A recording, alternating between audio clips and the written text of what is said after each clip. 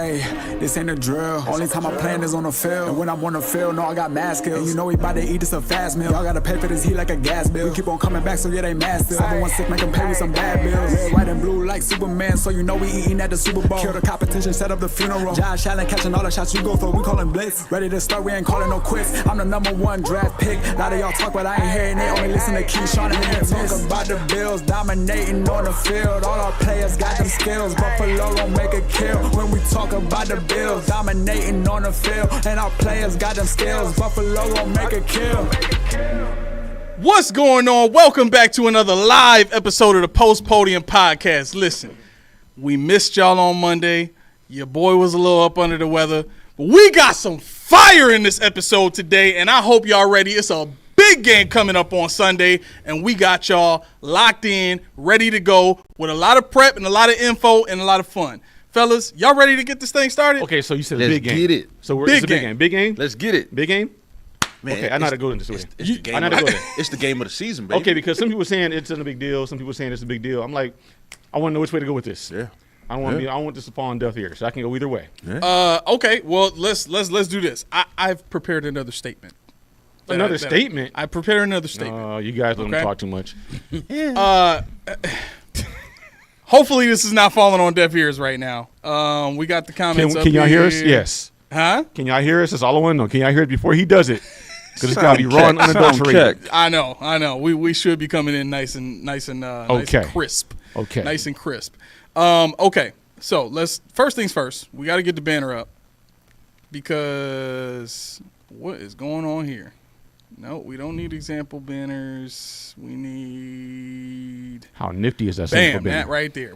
People need to know where to go, and they need to know what network we on. All right. So here's why the Bills not going all in on this year is so frustrating. A thesis statement. Okay. Okay? Mm-hmm. I think for me, I'll start it like this. So everyone who watches the Commanders would say they're a good team, right? Okay. Right? I haven't watched a lick of Commander football, so okay. Okay. All right. They traded for Marshawn Lattimore, and that was it. Mm-hmm. Right? I mean, for the most part, you would say their defense needed a little bit of help in pass defense. They're a pretty decent run defending team, but they went out and got the best man cover corner available at the time in Marshawn Lattimore, who doesn't give up touchdowns in man-to-man coverage. Okay? So I'm not sure what their cap situation is, but people are saying, what about that game last night? They're saying the defensive-minded head coach mismanaged in key situations, and he mismanaged the game clock in the fourth quarter. That's what most people are saying about Dan Quinn. Yeah. Dan Quinn. Now, what have I been the most upset with Sean for? Breathing. Stop. You giving Vu Game way too much power right now. Because he watching this like, yeah, yes, exactly right. No, I don't need I don't know who's coming out. I don't need that kind of energy right now. I really don't.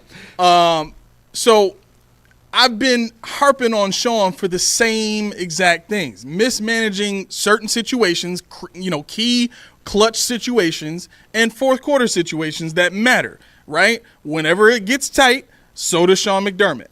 Mm-hmm. Now, the Bills have an edge this season. The rest of the league is not looking as tough as we thought. And how can I phrase this? The rest of the league is not looking as tough as we thought it would, right? And the Bills have not done a good job of what we've talked about, capitalizing on the moment. Okay, I think the idea behind the frustration, ultimately, I'm gonna paraphrase everything else that I got written here. It really comes down to this: when the Bills were blowing up in 2020, what was the one element that we had in our favor? On our what? What was the one element that we had in our favor in 2020? Go ahead, Mel. Either scoring or the passing game? Close. I'm not doing you baiting me. I'm not doing it. No, okay, so I'll say You know who it is. It's the element of surprise. Nobody had tape on what we were doing and who we were at that point in time. No, I agree. Right? I agree. And the Commanders are going through the same exact thing right now. Nobody has tape on Jaden Daniels. Nobody knows all that they can do in this offense and how this offense is progressing and even what it's progressing into, right? So I saw a very large correlation between what happened last night and what the Buffalo Bills have been seeing for a long time. And I think that's where the frustration comes in this season, because the Commanders probably could have done something else. That's why I said I don't know what their cap situation is, but they went and got out they went out and got the best corner they could find, right? The Buffalo Bills went out and they got the best receiver they could find, but the Commanders know who they're going up against in the NFC, right? They know they're going after the Eagles. They know they're going after the Lions. They know they're going after the 49ers, right? They know. And this is a team that can score with the best of them. We've seen it already. The Bills know exactly what the Chiefs are, and the Bills know exactly what the Chiefs usually do, right? And I think from that perspective, knowing that, A, we needed a pass rusher, B, we needed a safety, a cover safety, somebody that you can, do some – I was doing some video review on the Chiefs game in the playoffs, divisional round last year. I saw the Chiefs do something very similar to what they did last week against the Broncos, which is they rotated before the snap, very casually, their corner and their safety. Right? Reed came down, looked like he might be playing Mike, and then all of a sudden he backed off right back into his safety spot, and then once the ball is snapped, he runs over and plays nickel. Right? And these are the types of things that you see the Chiefs do to the Buffalo Bills on a regular basis. Defensively, I watched in that same game last year, I watched the Chiefs semi-rush two defensive tackles when really all they did was kind of take a step and then stand up and wait for Josh to scramble.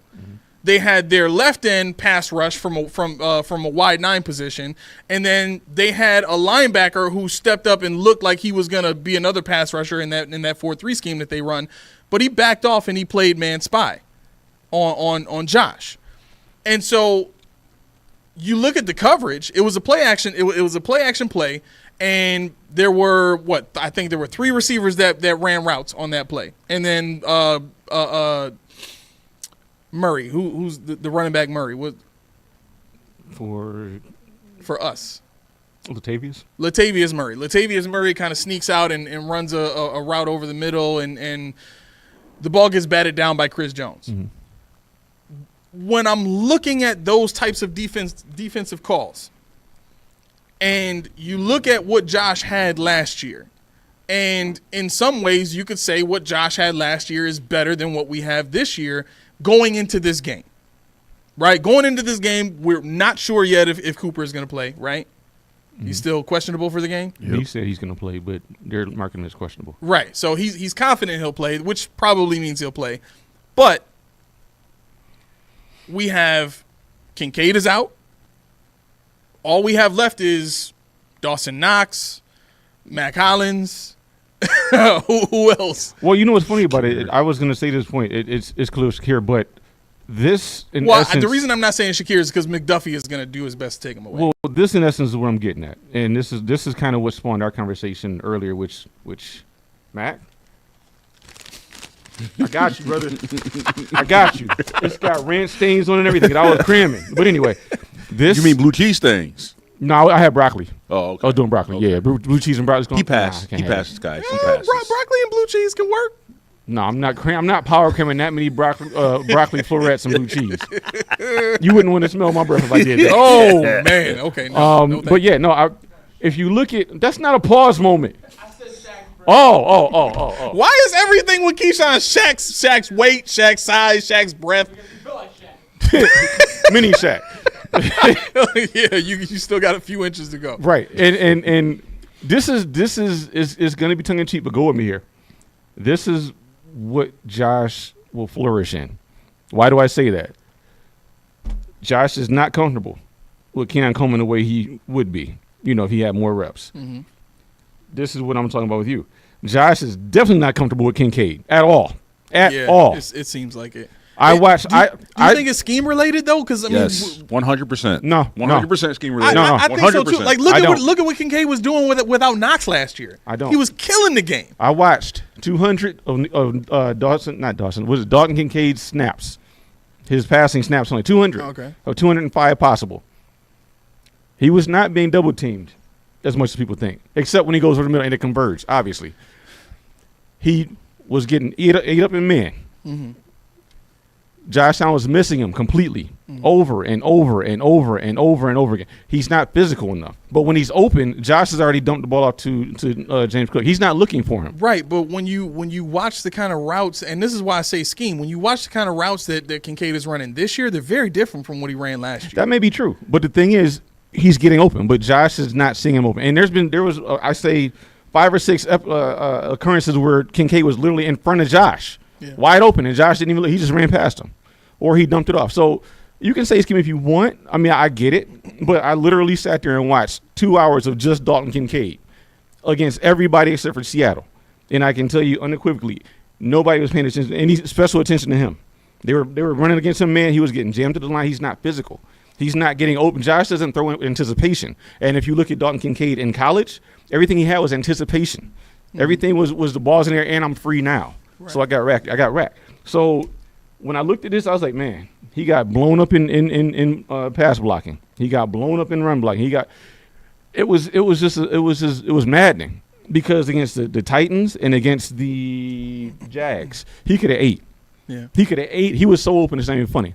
But then when you watch the Seattle game, I think it was, where they went to him multiple times and it was underthrown every time. How many times you got to watch this man dig the ball out of the ground over and over? Let me say this, because I understand your frustration, but I think a lot of the video that I've been watching on what the Broncos did to the Chiefs, what the Chiefs have done to the Bills, I think a lot of that has to do with fooling the protection. Because watching that Broncos game, I saw Mahomes miss a lot of open dudes too. You know what I'm saying? So I don't want to really bang on Josh like he's egregiously missing guys and he's the only one doing it. I was trying to back to your point. Your point is, but the point I was making off of what you said was Josh likes Mac Hollins. Like it or not, he likes Mac Hollins. That's his guy. Guess what? He has to go to Mac Hollins now because that's probably their number one. Josh likes Dawson Knox. Guess what? That's your number one tight end now, right? And who else do we have? Khalil Shakir, your third guy. Yeah. Josh loves him. Those are his best boys. He loves those guys. So this week, I expect Josh to be a lot more settled. I expect a big game from Dawson Knox only because the Chiefs do not play well against tight ends at all. That's what they give up the most yardage on, tight ends. So I thought this was going to be a big game for Dalton Kincaid, but looking back on what they do, I wish they would use clear outs for Kincaid as opposed to inverse, because Kincaid has the ability. Where that's similar. That's very similar to what they did with him last year, and that's why I said like a lot of the routes that he ran was against linebackers. They got him matched up on, and that's what I thought they were going to do more of this year. But it seems like what they want to do is they want to get him matched up against safeties for whatever reason. Now I don't know if that's to clear out space for Shakir over the middle, or if that's to make space for some of Knox's routes. Knox doesn't even run that many routes, to be honest, but. It's a tough thing to figure out what exactly they're trying to do on offense, because if their primary, and I want to hear what you think about this, Mac, if their primary goal is to just draw up plays, not specifically plays that get one particular player open, but just draw up plays. If that's their goal, is to just draw up route combinations and route concepts that fall into this efficiency box, then they're kind of missing the point of having the weapons that they're having and accenting what they're having. That's where I'm at, yeah. Yeah, so for me, I think it's 100% scheme. You don't see Kincaid run the same routes Sam Laporta runs. Right. TJ Hawkinson runs. If he run those routes, he will be Josh's number one target, number one receiving yard guy. But they don't use him that way. They use him, they line him up, cross the middle. That's all they do, basically. So he's not being used in a type of offense where he's the primary focus. Yeah. He's using where hey, whoever's open, that's who you throw the ball to. So they're not gaming Kincaid open. They're not gaming playing for him. So I don't blame him for not getting production. It's the system that we're in. Right. Had he been on any other team, he's a top 3 tight end easily. Well, to your point, I mean, I get your point, and I'm not contending. When you sent that, I was like, wait. We'll talk about it later because I'm not blaming Kincaid. But what I'm saying is the availability for Kincaid, if you watch the plays where he's open, you can tell there's a disconnect. You can tell there's a trust that's not there. You can tell there's a rhythm that's not there when you throw. And I mean, if you look at it, Kincaid's second most volume receptions or targets is behind the line of scrimmage. Why are we throwing so many tight end screens to this guy? When you look at the wheel, I mean, they ran multiple wheel routes. They ran multiple out and ups. They ran a lot of stuff, a lot of seams, and those are the ones he's getting open on. But that's what Josh is not, because I'm looking at, I slow it down to half speed. And I'm like, okay, he's open. The ball must be out. No, he's still holding the ball. Why is he now? He's scrambling and Kincaid's wide open. What are you doing? I mean, and yeah, I mean that's Josh trying to figure out how to be efficient, I guess. But it's maddening when you watch Kincaid come over the middle wide open and you see the ball go over his head to Mac Hollins, who you know doesn't have no speed. It's frustrating to me. And so I wanted to go back and, and we were talking about it based on a text message I got from a friend. Well, he always asks me, so what do you got for the Bills today? I said, well, Kincaid's out. He's like, F word. We're screwed. I'm like, why? He said, Coleman and Kincaid. I said, it'll be fine. Don't worry. So it goes on, and I'm like, and I tell him, and that's where the stats came in. I told him because for him, he said, what I'm seeing is, I said, well, what are you watching? Are you watching all 22? What are you watching? Are you focusing on only him? Because if you're not, you can't tell me the full story. And he's like, okay, so give me the business. What are you seeing? And I told him, he's like, nah, my eye test telling me he balling. I'm like, nah. Who's balling? Kincaid. I'm like, nah. But this is where I broke everything down. At the end of it, and I think it cut off on the text I sent you guys. He's like, yo, you need to take a breath. I said, what do you mean? I started the text off by telling you we're gonna be all right. It's fine. I didn't say we're gonna win. I didn't say we're gonna lose. I just said we're fine. And that's kind of why I sent you guys a message, because I'm like, I mean, the sky's not falling because he's not playing. I think fans tend to, as far as the statement of Kincaid balling, I think a lot of fans tend to create slideshows in their minds of big plays that players make throughout the season. Yeah, because I'm sorry. No, you're good. I was just, I think because they do that and they compile all that stuff into just one continuous, playlist, they kind of forget, like, there's a bunch of games where he didn't make those plays. And this season there are more games where he didn't make those plays than there are games where he was consistent with that. His issue this season has been inconsistency. Mm-hmm. But I think to bring it back to the schematic point, I think I have to agree 100% in terms of the scheme being the issue and the routes that Kincaid is being asked to run, because ultimately the Bills have told us this is going to be an everybody eats type of offense, which essentially means everybody has an opportunity, and at the same time, nobody is focused on or game planned for. You know what I'm saying? And when you have an offense that operates that way, and you have some of the weapons that we do, and you don't accent mismatches, that becomes a problem for Josh, because now Josh is having to go through reads potentially in an order that he wouldn't normally have to if the game plan was, okay, on this particular play, this is the matchup that we're trying to exploit, and this is the secondary route that should be open if this first one doesn't come. But that's not the case. A lot of these route concepts are just plain route you know what? I watched the Bills run a levels play that was basically four wide receivers or four receivers. I think Kincaid was one of them. Three receivers and Kincaid.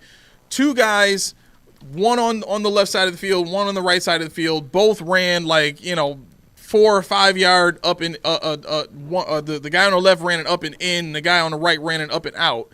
And then Knox runs a 10 to 15 yard, maybe a 20 yard up and in, and then you got another receiver on the right hand side that runs maybe a 10, 12 yard up and out. You know what I'm saying? That's their route concept. All the defense has to play is cover 2 at that point. Now, who the heck are you throwing to in that play call? And so for me, it's like I'm looking at this stuff and I'm saying, yo, I don't care who's open.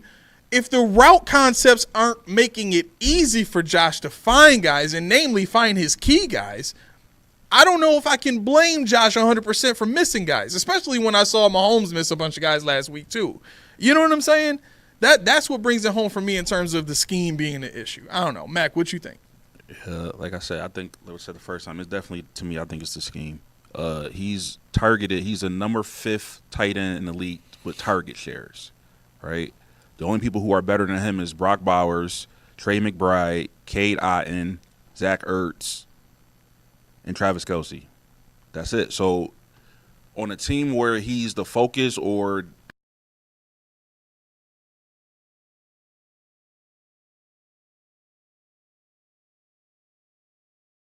impact in the game and the offense, period. But here you're not going to see that because of the style and the scheme that we run here. It doesn't bode well for somebody just to blow up and be the primary focus. Right. Sorry about that little camera switch there. I tried to move the laptop and the cord. Oh, you done messed up. Glitched. No, we know got you audio. All right, so we got a couple of comments here. Leak says, our defensive philosophy is exactly what the Chiefs excel against offensively. Let's see if Babbage/McDermott finally changes it up and challenges their receivers like Denver did. Did you guys see what Denver did on defense? Yeah, they blitzed a lot. A whole hell of a lot. They blitzed It's 18 times. the way that they did it, though. Well, it's the way they did it. But when I watched the game, I could see a night and day difference between the Bills and Denver. The personnel. You know, I mean, what's the Cooper? I don't know his first name, but number 0.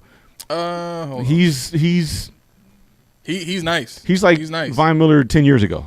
You know, you talk about linebackers just going up the A gap, speed. You know, they have Patrick Surtain. They got guys on that defense Cooper. that was it Jonathan Cooper. Okay, so they got guys on that defense that you can depend on to get home. The Bills defense concedes the run. The Bills defense concedes, let's give you 10 yards. The Bills defense is what everybody claims DeMar Hamlin is. I mean, it is. Yeah. You know, and it's a bend but don't break. But Denver was like, nah, they went 8 Mile on him. We got one shot. You know, you couldn't tell he was nervous on the inside, but he was confident on the surface, right? I mean, that's the way that I watched Denver play. And I tell you right now, when I saw that game, I said, you know what? Maybe I will take my friends up on that offer to be a Broncos fan as well. Not with the Bills, but, you know, somebody challenged me with that years ago. They said, since you're such a Nuggets fan, you should be a Broncos fan too. I said, well, I don't like the Broncos that much. But after watching that defense, you guys know how I like about my defense. Yeah. After watching that, I'm like, yo, the whole time I'm like, what do we have to do to beat this team? Because they had the blueprint. Yep. But we don't have the personnel to do that. I don't know if I would say we don't have the personnel to do that. I think we don't have the scheme to do that.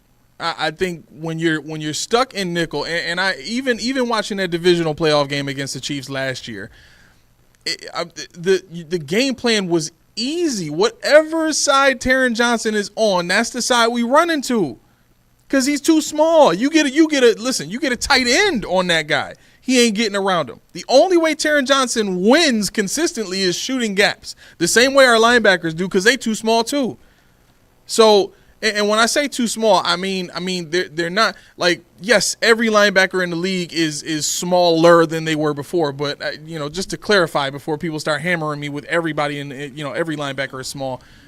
There are linebackers in the league who are much, much better against the run than the Bills are. And we've seen a lot of teams now with linebacker play where these linebackers are do-it-all. Roquan Smith is a do-it-all linebacker. He's not that big. He's 6 foot 230, right?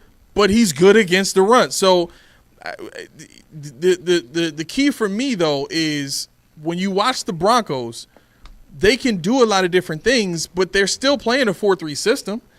You know what I'm saying? They'll drop Jonathan Cooper in coverage. They did double stunts. They did all kind of different. Like in the first series alone, they gave the Chiefs 3 different looks on 3 different plays, and then the Chiefs went and they did the same thing. They gave the Broncos 3 different looks on 3 different plays, and in the Chiefs' first series of defense, they were playing single high, man on the outside. You know what I'm saying? And the second series that the Chiefs came to, they were playing zone the whole defensive series. So all I'm saying is, when people know how you gonna be lined up, when people know you gonna sit in zone, when people know all I gotta do is fool their eyes and mess with their discipline and mess with their first step, it's too easy to scheme and game plan against this defense. That's the issue. I think the defensive scheme is masking a lot of deficiencies, and that's where I am with this. I think Dorian Williams, and I thought about this when everybody talked about Milano coming back. You now have the capability of running a true 4-3 because you have Dorian Williams, who's a run stuffer. You got an athlete out there. You got Trey Bernard and Matt Milano, who can cover. So what do you do with Tyron Johnson? Do you take DeMar off the field? Do you take Taylor Rapp, put him in as a box safety? In some sort of cover, some sort of 4-4. I mean, you could do a lot of stuff with this, but the fact remains. You look at the Broncos' interior defensive line. They were holding point. They were running double stunts. Why? Because they don't have to worry about linebackers covering up for Damar Hamlin and Taylor Rapp and Rasul Douglas, who's playing horribly this year, and Christian Benford, who is elite because of some of the scheme. Right. He's elite because of scheme. I'm not saying he's not good. I'm not saying he couldn't be elite, but we know him as elite because of what he's playing that CB2 position that was held down by Levi Wallace for years. He's playing, yeah. And people were saying Levi Wallace was good. But the thing is, come on now. Yeah, You got kicked in the chest. You got kicked in the chest right now. People were saying Levi Wallace was good. Good enough that the Steelers. He talking about me.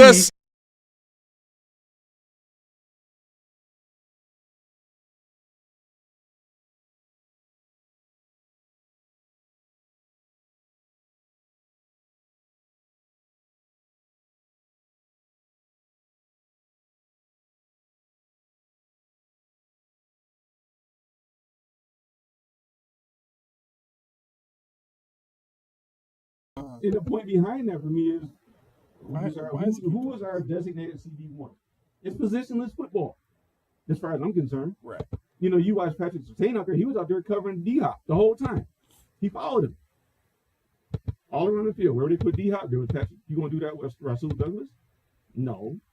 You going to do that with you want to do that with Christian? Somebody's even saying they should put Xavier Worthy on Rasul Douglas. Hang on a second. We got to duck out for a quick second so we can get this other camera set up.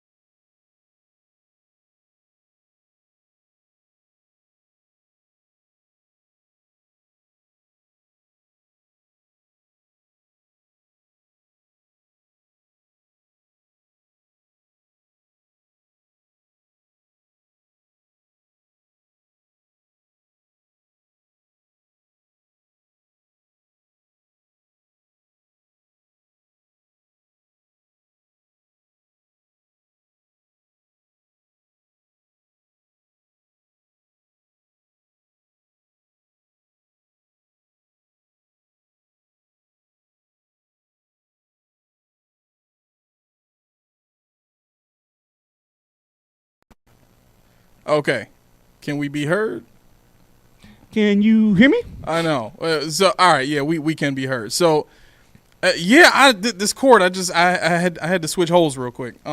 Which we just found out is not an AO, actually. I have subverted the AO police by saying switching holes, and for some reason I got away with that. It's inconsistent. I don't get that. Like, if I say he will lose his mind over something, we're like, seriously? That is clearly AO. Like, I mean, correct me if I'm wrong, y'all. Like, chat, like, that's clearly AO if I'm like, oh, I got to switch holes real quick. Like, somebody should be turning their head and hitting the button. Somebody. Yeah, I would think so. I don't know. But what do we know? We're old. See, Leak says switch holes. Heavy pause. Right. Heavy pause. Hold on. Where the police at? Where the police at? Nope, we gotta take that off of there. He's fell off. Yeah. I don't know. He fell off. That's wild. Why is that crazy? See, the reason why I said that's not him because I'm waiting for Key to say something. Oh, it's gotta be me. Oh, he's baiting you. That's He's what it baiting is. you. Yeah, he was opening the waters for you. Like, come on and swim, Key. Come on and swim. I'm letting it all hang loose. I guess so. Yeah. Oh, okay. Okay, I see how we playing this game. Oh, outside looking in. What's going on, I baby? thought we lost you. He said, well, I just got here. That's AO all day. Yeah, I figured as much. Scott Blakely, what's going on, man? He says, without Kincaid, tough game to be without. Yeah. I agree, basically, because that's Kansas City's weakness. Mm-hmm. They are the 32nd worst against tight ends. I think this game, Kincaid would have ate. However, don't mean that Dawson Knox not going to eat. He's That's going true. to, and He that's should. He Don't should. mean he not going to eat. that's where I am. Yeah. That's where I am. I mean, and I had in my notes before they ruled him out. I said, "Yo, Kincaid and Dawson Knox are gonna go crazy this game." And now it's gonna be Dawson Knox and Morris or Gilliam. I think it's going to be Shakir and Knox. I wouldn't doubt it. I saw they had what's his name? McDuffie. Mm-hmm. I saw they had him on the boundary when they played against Denver. I was like, okay. One thing, too, I want to make about Denver, Yeah. like, I've been watching Denver all season. They're not a bad team. They're decent. They're not really good. But, again, they're playing a division team. Yeah. Like, I'm telling you, like, these division games is not to be taken lightly. Like, it's something about playing the team in your division. Whether you are 0-12 versus 12-0, like, it's going to be a game. It's going to be a game. Yeah, there's a more intimate knowledge of what they do Yeah. and who they are and all that kind of stuff. Got a real quick game of Steve versus Steve here. See if y'all can get this one.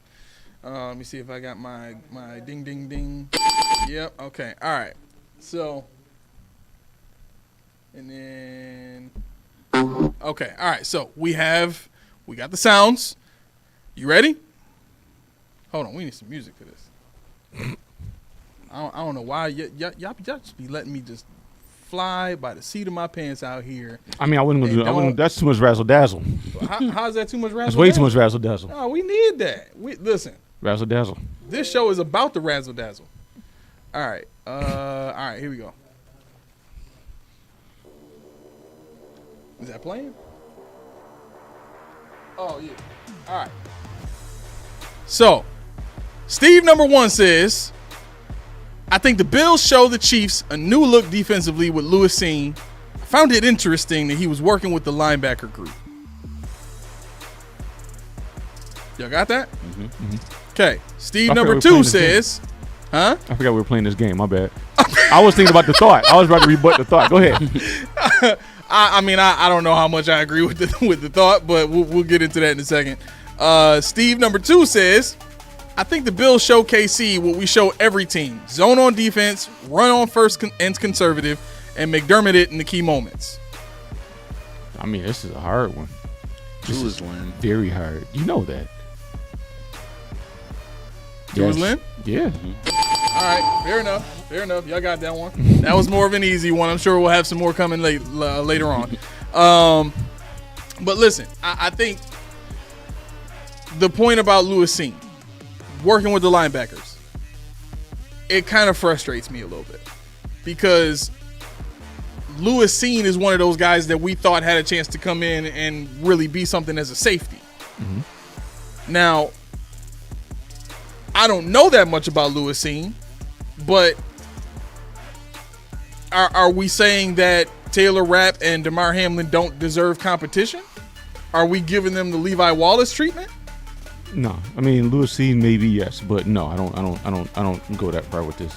Lewis Seen to me, that's just a way them trying to get him on the field in their kind of scheme.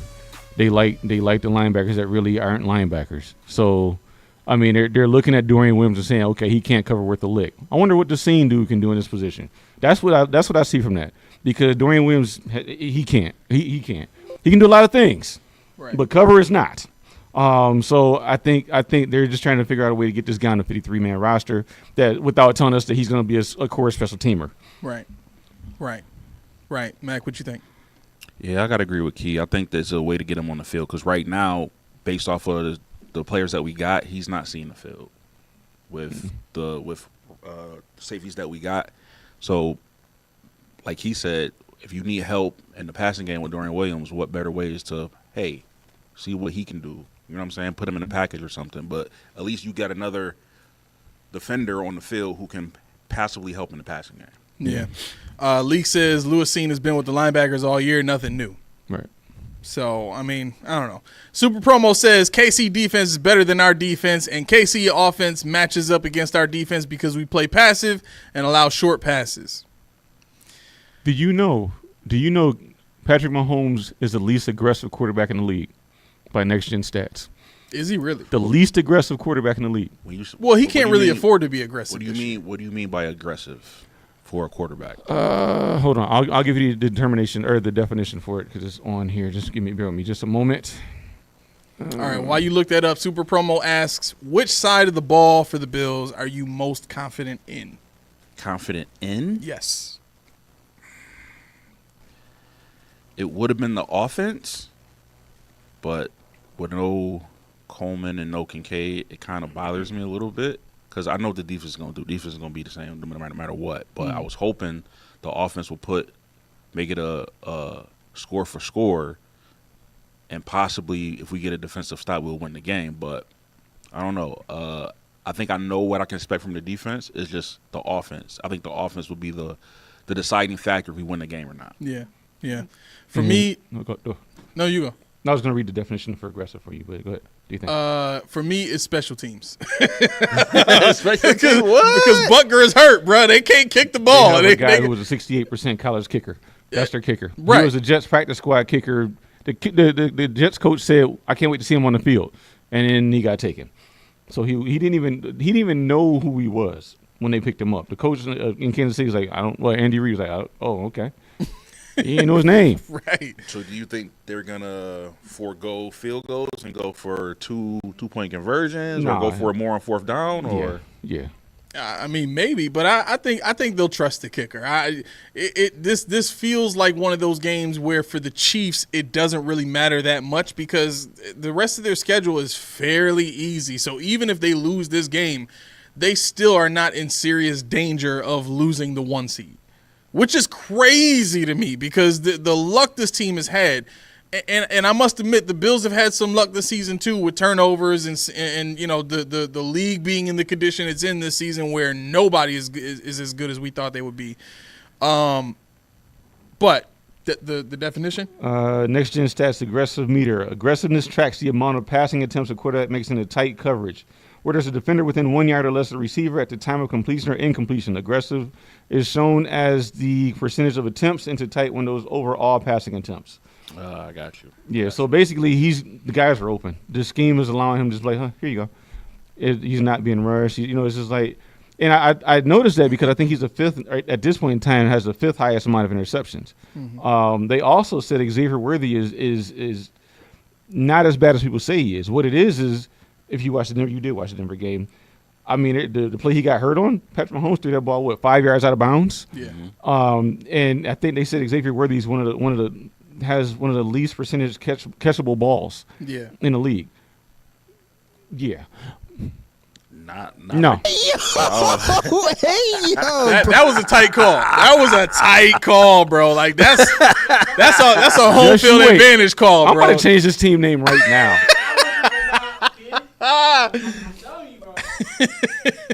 Change the team name for what? Gray Sweatpants. Okay. And gray sweatpants. Why? I can't say why, but people that know. Just say I got a Toronto Raptor on my team. If you guys really care about that, just go look at the team name and go through it, sift through, and see what makes sense with gray sweatpants. Gray sweatpants. Oh, that'll definitely get you. No, it won't. I've seen them. They're pretty bad. Horrible. Because of you guys? I mean, I'm getting slowly desensitized, so it's all right. maybe. OLI says, what's more likely, we get blown out or win in OT? Win in OT. I don't think none of these teams. We're not going to blow. They're not going to blow us out. We're not going to blow them out. Like it's Bills and KC, man. Like yeah.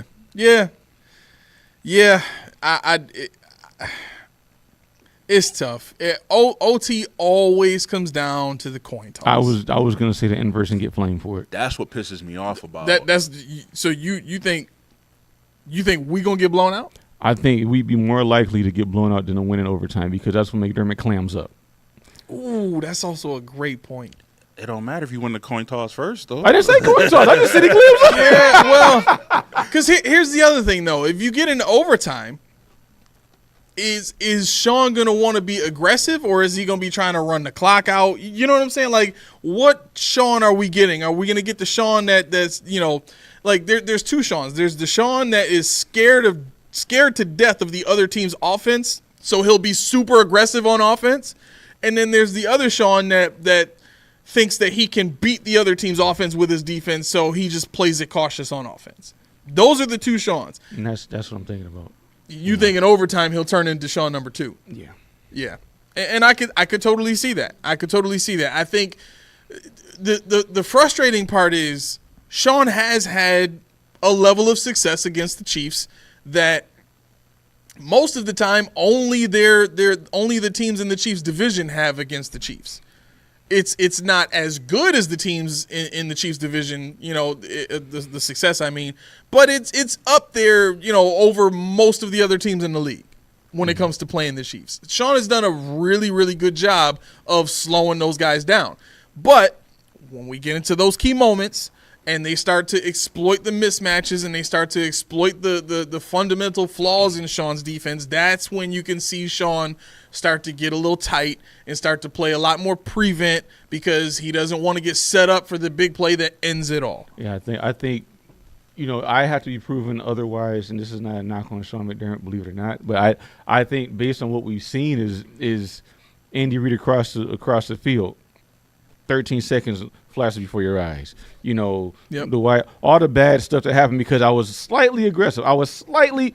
And he clams up or he misses that moment, that mark. And I get it when you think about his personality, but at the same time, you got to have a short memory. Yeah. You got to be like, this win or go home. And the closer the game is towards the end of the game, the more I'm worried about the outcome. Right. So I mean, I think if we come out with tempo like we're supposed to, then I think we'll be okay. But if it's down to the wire, I'm worried. I don't know. What do you guys think? Kev says yes, we will. We had all backups in the playoffs.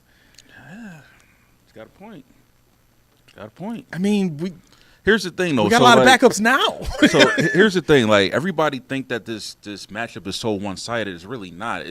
They have that mentality that is one-sided because the bigger games, KC come on top. Mahomes and Allen, they're 4-3. Mm-hmm. Like, out of 7 games, Mahomes only won 4. In the regular season, the Bills are 3-1 against the Chiefs. You know what I'm saying? So it's not that big of a gap. It's just they won in the playoffs. Yeah. Like, that's really all it is. But yeah, I agree. I think for me the determining factor is what we saw, what Steve Lynn said in the message earlier. It's the 4-phase game, and I didn't clear it. I was like, what's the 4th phase? Coaching. Yep. That's, to me, like you said, 100%. Yep. It doesn't have to do with, it has nothing to do with scheme. It has nothing to do with anything else except for your aggressive meter. You got to dial that sucker all the way up in these moments. 100%. I mean, you're talking about a team that's coming in at 9-0, that was a field goal block away from being 8-1. Talking about a team that's on a 5-game win streak at home. We bought out 2-3 stadiums in a row. Mm-hmm. This gonna be rocking. You gotta dial it up with them. Yep. You got to. Have y'all been watching the news? No. Buffalo is flooded right now, bro. Oh, I know. I've been at work. Chiefs fans? Not just Chiefs fans. Outside, the CBS NFL crew is doing the game here. Yeah. All the national announcers and announcers, they're all here in Buffalo, bro. Oh, wow. So, James Brown is here. Yep, it's a big thing. Hotels booked. Like, we're getting a lot of revenue based off of this game. A lot of expats, like a lot. So, like, this is like one of the biggest games of the season. Now, on Monday, I was going back and forth through my emotions because one thing that I've preached about, I let get to me. I normally don't let other people's dictate opinions. how I'm gonna go. But like Monday, I was like, I don't care about the game. And I'm like, that's not me. What do you mean I don't care about the game? This is a big game because the status quo was, well, if we win, it doesn't matter. It's not the playoffs. If we lose, I told you we're not good enough to beat the Chiefs anyway. So like to me, it's like it's a lose-lose for the Bills either way. If they win, who cares? If they win, I told you so, right? But I was looking at it, and they are 9-0. So the Chiefs, they're looking to be historic, right? They're already on pace to go 3 Super Bowls in a row. Never been done before. Now you have the opportunity to go undefeated and win the 3rd Super Bowl. So I think for the Bills, if we win this game and don't let them get that, like that's going to be a huge point for us, and that gives us a competition for the 1 seed. Because now if we win that game, guess what? We're only a game and a half out of first place. You pulling it out of me, bro. Listen. And we got. Did you see our last 7 games? Like, yeah. And I see that right there. What you just said is why Keon Coleman, Dalton King, I don't care about it as much, because what did we do with Josh? Did not play good last week. No touchdowns, 2 interceptions, no Keon Coleman, basically no Dalton Kincaid, no Amari Cooper. Look what we did. I know. Colts, though. But the thing is, does Josh play like that all the time? Is Josh going to give you that stat line? I know he had 280 yards, but he didn't do anything else. We didn't have any semblance of a wide receiving threat besides Shakir. Dalton Kincaid was gone. They were out of whack. They had a week of preparation with these players. So if Hooper comes back, especially, now you have somebody, you have something. And I think when you look at what he did with less, you give him just a little tad more, even preparation wise. Yeah. That's the difference for me. Yeah, I just would like to see him at full strength. I would too. Like, I want to see him at full strength. But however, I think the full strength is going to come in January because they got no Bucker, no Pacheco. I think these guys come back in January. Same thing for us. Milano comes back. Cooper, Coleman comes back. Like these, I think we're going to see a full strength, your best versus our best, and in the playoffs come January. No, that's the thing. I think the Chiefs' best. I think the Chiefs are going into this game at 90% their best, right? Pacheco, the drop off from Pacheco to Hunt is decent, but I think it's only a 10% difference. I think the only added edge that Pacheco gives you is the breakaway speed if he gets a chance to break away. But he's not broken away against the Bills at all that I can remember, where he just flat out went Derrick Henry on these boys. He was a bad boy. Him too. But you know what I'm saying. But Pacheco's not had one of those games where he just had like a 70-yard touchdown run and then a 60-yard touchdown run. It's been hammering us for 5.5 yards a carry or something like that, right? And Kareem Hunt is at what, 4.5 yards per carry right now, and not great, but he's not busting off long runs either. So I think the run game we'll encounter in this game is going to be not the same, but similar to what we'll see with Pacheco in the game, right? But what the Bills are missing in this game, and I think this is right in line with your prediction in terms of the Bills are going to lose during the regular season and they'll win in the playoffs. And I think that's why. What the Bills are going into this game with right now is 40% of what they are on offense. Literally. Like, you're missing your 2 best receivers and your best tight end. Like, that makes a huge difference in this game. And to me saying this is a good thing. Because when they come back with these dudes in the playoffs and the Chiefs have not seen what it's like to play, there's a big difference between watching a team on tape and playing a team in real life. Yeah. So when you said that, I got two things in mind. What I want to happen and what I think is going to happen. What I want to happen is the Bills to lose this game. Here's why. A couple years ago when Tom Brady played for the Tampa Bay Buccaneers, we went in that game and we balled out, right? People could say the refs kind of screwed us in that game, but we should have won that game. We lost in overtime, right? Yeah. Yeah. After that, the Bills was locked in. They went on a tear. Yep. Same thing happened last year when when we lost to Philly, Yep. the Bills went on a tear. Like, I think if you, because we all said it before, we built the team to beat Kansas City. So if we lose to Kansas City at home, and you gotta 2 weeks to mull it over because now you got a bye week. So now it's still in your head, and now you come back ready to go, locked in. You run through San Francisco. You beat Detroit. Like, you go on a tear because you're waiting for see me in January. Right. Like, to me, if they lose, that's all they're worried about is wait till January. Wait till January. Right? So that's what I would want to see. And I think if that happens, I think we win that game. Yeah. What I think is going to happen, everybody keeps saying it, I think we're going to somehow win this game and be like, see, told y'all. But that intensity and being locked in, it's not going to happen. I think that part is And that fears me because if we're not locked in and you see these boys in January, and keep in mind, you the one who stopped us from being undefeated. Oh, we about to. You know what I'm saying? Exactly. And that's what I'm afraid of. So and my mind tells me I want the Bills to lose so they can be locked in and focused to play them in January. However, I don't know if they win this game if they're still locked in January. And to add to that real quick, to add to that too, the Bills are better mentally as underdogs. Yes. And in your scenario, if they lose this game, they assuredly guarantee that the Chiefs are getting the number 1 seed. Nobody's catching them, right? Yep. So now you go into Kansas City as an underdog. They play so much better as an underdog. That's what I would want. Yeah. I don't want us beating this team and then they still get the number 1 seed because they don't lose another game. We still got to go into Kansas City and they're pissed off because we messed up their undefeated season. Right. I don't want to see that. Right.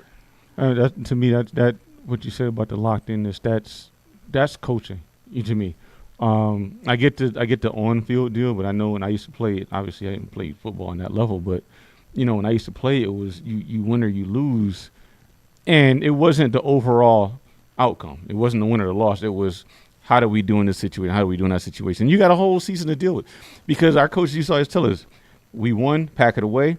Like McDermott always says, but it was one thing to say and it was one thing to instill it during the course of preparation week. All right, I don't want to hear about that no more. We're playing Detroit now. We're playing whoever it is next time. Mm-hmm. We're 0-7 before the bye. Why is that? Can you not wrangle your guys' mind for one more week, one more 60-minute interval? Can you not? Why are we always losing when we got to go on vacation? Are they thinking about, are they already fishing? Are they already thinking about getting out of Buffalo? Why? There's football to be played. What did Kobe say? Job not done. Is the job done? I don't think so. We got a game to play. We're 8-2. We don't want to go 8-3 before this bye. And for me, I don't know about the psychological warfare for professional athletes when it comes to we win here, we lose there. Because if they're thinking that, we can't control it. That's why professional sports bother me because I got to sit there knowing what's supposed to happen. If it don't happen, I'm like, I have no control. Tyler Bass tees up for the kick. I have no control. I had to sit there. I'm at his whim. Mm-hmm. So I know when I'm sitting there and I'm like, man, I got to go through the next 2 weeks, whether we won or lost. And I'm thinking about that game. But they need to be thinking about San Francisco. They shouldn't be thinking about the playoff brackets. I'm so tired of hearing about playoff brackets. Not you guys, but whether we win or lose, I don't care because you got to win the games you play. Right. If you win, you win. If you lose, you win the next one. And then we'll let the chips fall where they may. You don't have to worry. I don't. The tier 1s, tier 2, it don't matter because guess what? All you can do is what you can do. Yeah. We can't control Keon's not playing. We can't control Amari's not playing. I don't want to knock that into existence, but we can't control Kincaid's not playing. Right. It is what it is. Yeah. But you still got to go out and play. Yeah. So I don't think though if, like I said, if let's say we lost and they're locked down, I don't think they disregard San Francisco and Detroit. Mm-hmm. I think they're still locked in playing, but in the back of their mind, like as an NFL player, if I know there's this team that I just can't get over and they, you know what I'm saying, while I can still focus on these teams and still, like, for example, let's say it's San Francisco week. I'm focused on San Francisco. I'm reading tape. On my mirror, I got a picture of KC. I'm locked in, but I'm glad you said that. I'm glad you said that. Every time I look at that mirror. But what picture? If you win, what picture of KC do you have? If you win? If you win, what picture of KC's on your mirror? There is no picture now. That's my problem. That's what I'm saying. That's my problem. If I win that game, I'm not worried about KC because Right. I just proved that we can beat them. Right. You know what I'm saying? I'm not worried about this is where I'm with that. If that picture on your mirror is in KC in January, where they held the crown over your head every time, regardless if you win or lose, you've lost. You've already lost. You think so? Oh yeah, because guess what? You got to say, Because we're 3-1 in the regular season, and what? 0-4, 0-4 in the playoffs. But wouldn't you want them to be the focus if that's the team that keeps knocking you out? Wouldn't you want that to be the focus? But that's my point. Yeah, that's what he's saying. That's my point. Whether you win or if you win, because guess what? I'm seeing you in January. They can say it to you.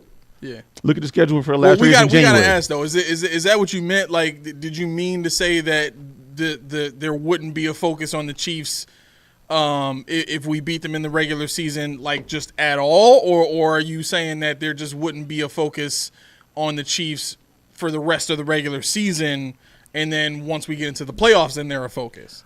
Basically, if we win, I don't think the Bills are locked in, laser focused On that upcoming game on the against Chiefs in January. Okay. Because to me, it's like we took care of business.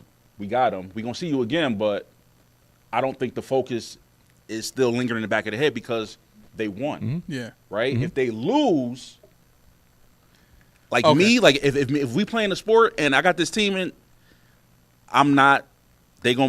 until I play these dudes again, Yeah. I'm locked in. I'm locked in until I can play this team. Well, then I guess in that case, then I think I agree with what you're saying in terms of I think, and this is not to like down what you're saying, but I do think to some degree I do want the Bills to even if we beat them, I still want them to have that chip on their shoulder of, okay, we beat them, but this is only half the beating that we're supposed to be giving them this season. We got another half coming up in the playoffs. Yeah, to your point. You know what I mean? Yeah, I mean, yeah. they still going to have that, but it's not going to be as great as if they lose. Now, do you think that's to the detriment of the team, though?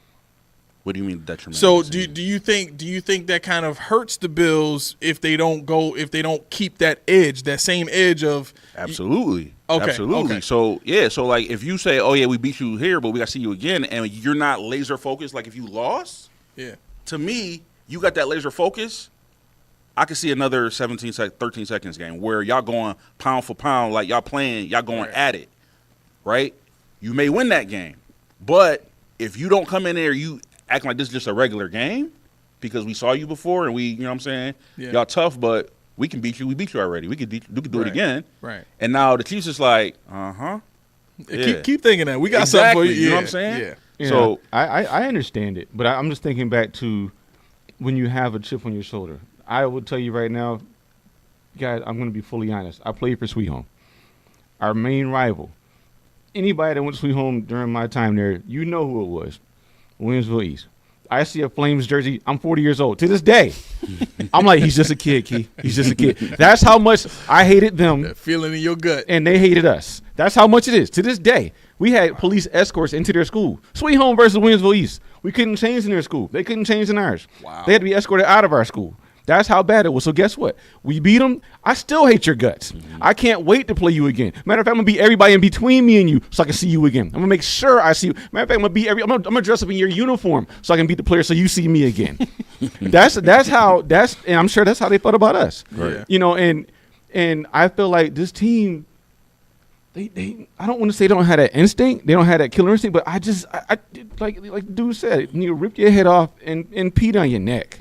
And anybody, he didn't say that. I had to try to clean up as best as possible. But He meant to say piss down the throat. no. That's what he meant to say. That's what he meant to It say. was worse. It was worse? Yeah. Oh, he meant to poop down the throat. Yes. Yeah. Yeah. Yeah. Tear the head off and poop down the throat. Yeah, I was trying to clean up as best possible. Yeah. Now that we've lost And 25 poop is the subs clean- now. the Thanks, clean way Judy. to Thanks, Judy. I tried to make it PG, but no. But the thing is, like, it's just it. Pause. See? Pause. Nah, Oh, you gonna let it slide down the throat, bro? You gonna let it slide down the throat? Pause. Got him! Yeah! The old guys win. We win. Yeah! Judy We 15. get an Old award for guy. that one. That's what we said the whole time. Generation X gets one. But yeah, no, I think for the Bills, you know, if McDermott can't channel a way to keep them laser focused, win or lose, because the thing is, you know, I'm stiff. I was here, you know, like Josh. I've been here for the last 4 kickings. I hate the fact 13 seconds happened the way it did because you couldn't have played that game no better, except for one player, 2 plays. Right. That game was the game I hang my hat on. That game tells me we can go to Super Bowl. That game right there, that's why I'm so mad about when people say, oh, we're still in the playoffs. Thank God for that. You want to go back. I don't want to go back anywhere before 13 seconds. Right. I want that to be the floor because we've seen what this team can do. We've seen Gabe Davis. So you telling me Keon Coleman ain't better than Gabe Davis? I think Mac Hollins is better. Yeah, at least for us, he is. Well, yeah, yeah. For us, yeah, man. I won't say on another team. But I say on this team, I think he's better than Gabe. I was thinking. Now tell me how you feel about this chat. Fill me in here too. Would you be willing to bring him back on another year contract? Gabe Davis? Gabe? No. Oh, Mac Hollins. Yeah. No. It depends. It depends on what our wide receiver room looks like. Like you saying that because you know what we usually do. I would rather if I had to pick. Let's say we had an option between Samuel and Hollins, based off of this season alone, I'd rather keep Hollins. Even though I know the potential that Samuel has, but here is just not clicking for him right now. Yeah. So Hollins is more successful here. That's what I'm saying. I'm emphasizing here because I think on another team, it's a whole different story. I'm just on thinking another team, right. Hollins might even see the field. I'm just thinking about what he's meant to the team in Keon Coleman being done. I'm thinking about Josh Allen already trusting him. I'm thinking about us still drafting a wide receiver next year. Right. So that's all in there too. But I just feel like he's a cheap guy. You know, another year, Batman, whatever. Yeah. And let him be the 5th or 6th guy on the roster. Kev says, no, heck no. Sweat says, Mac Hollins can come back on special teams. I'm okay with that. If you want to come back on special teams. do. Yeah. I mean, guy. You're talking about Mac Hollins or who? Tyrell Shavers or KJ Hamler? Or who? Well, that's the frustrating part. We don't have an opportunity to really see how good Shavers can be, how good any of these guys that are on the practice squad can actually be. I mean, Jalen Virgil is getting a shot to run side to side and not catch any passes. He's a motion man. That's all. Right. You know what I mean? Meanwhile, we got all these other guys that are budding and blossoming on other teams because all of the starters are hurt. And then how did the freaking Green Bay Packers find out that they had 5 wide receivers?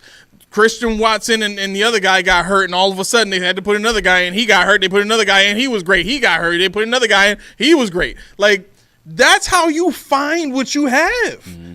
But if you're stuck on this mantra of, well, you got to earn it and you got to show us that you have mastered the offense. Like, you can't master something without actually playing in live bullets. I mean, that's a lie. We already know that's a lie. Right. We already know that's not. So the idea of guys earning it, the guys on the lower guys on the totem pole will never earn it. That's basically what Sean McDermott is saying.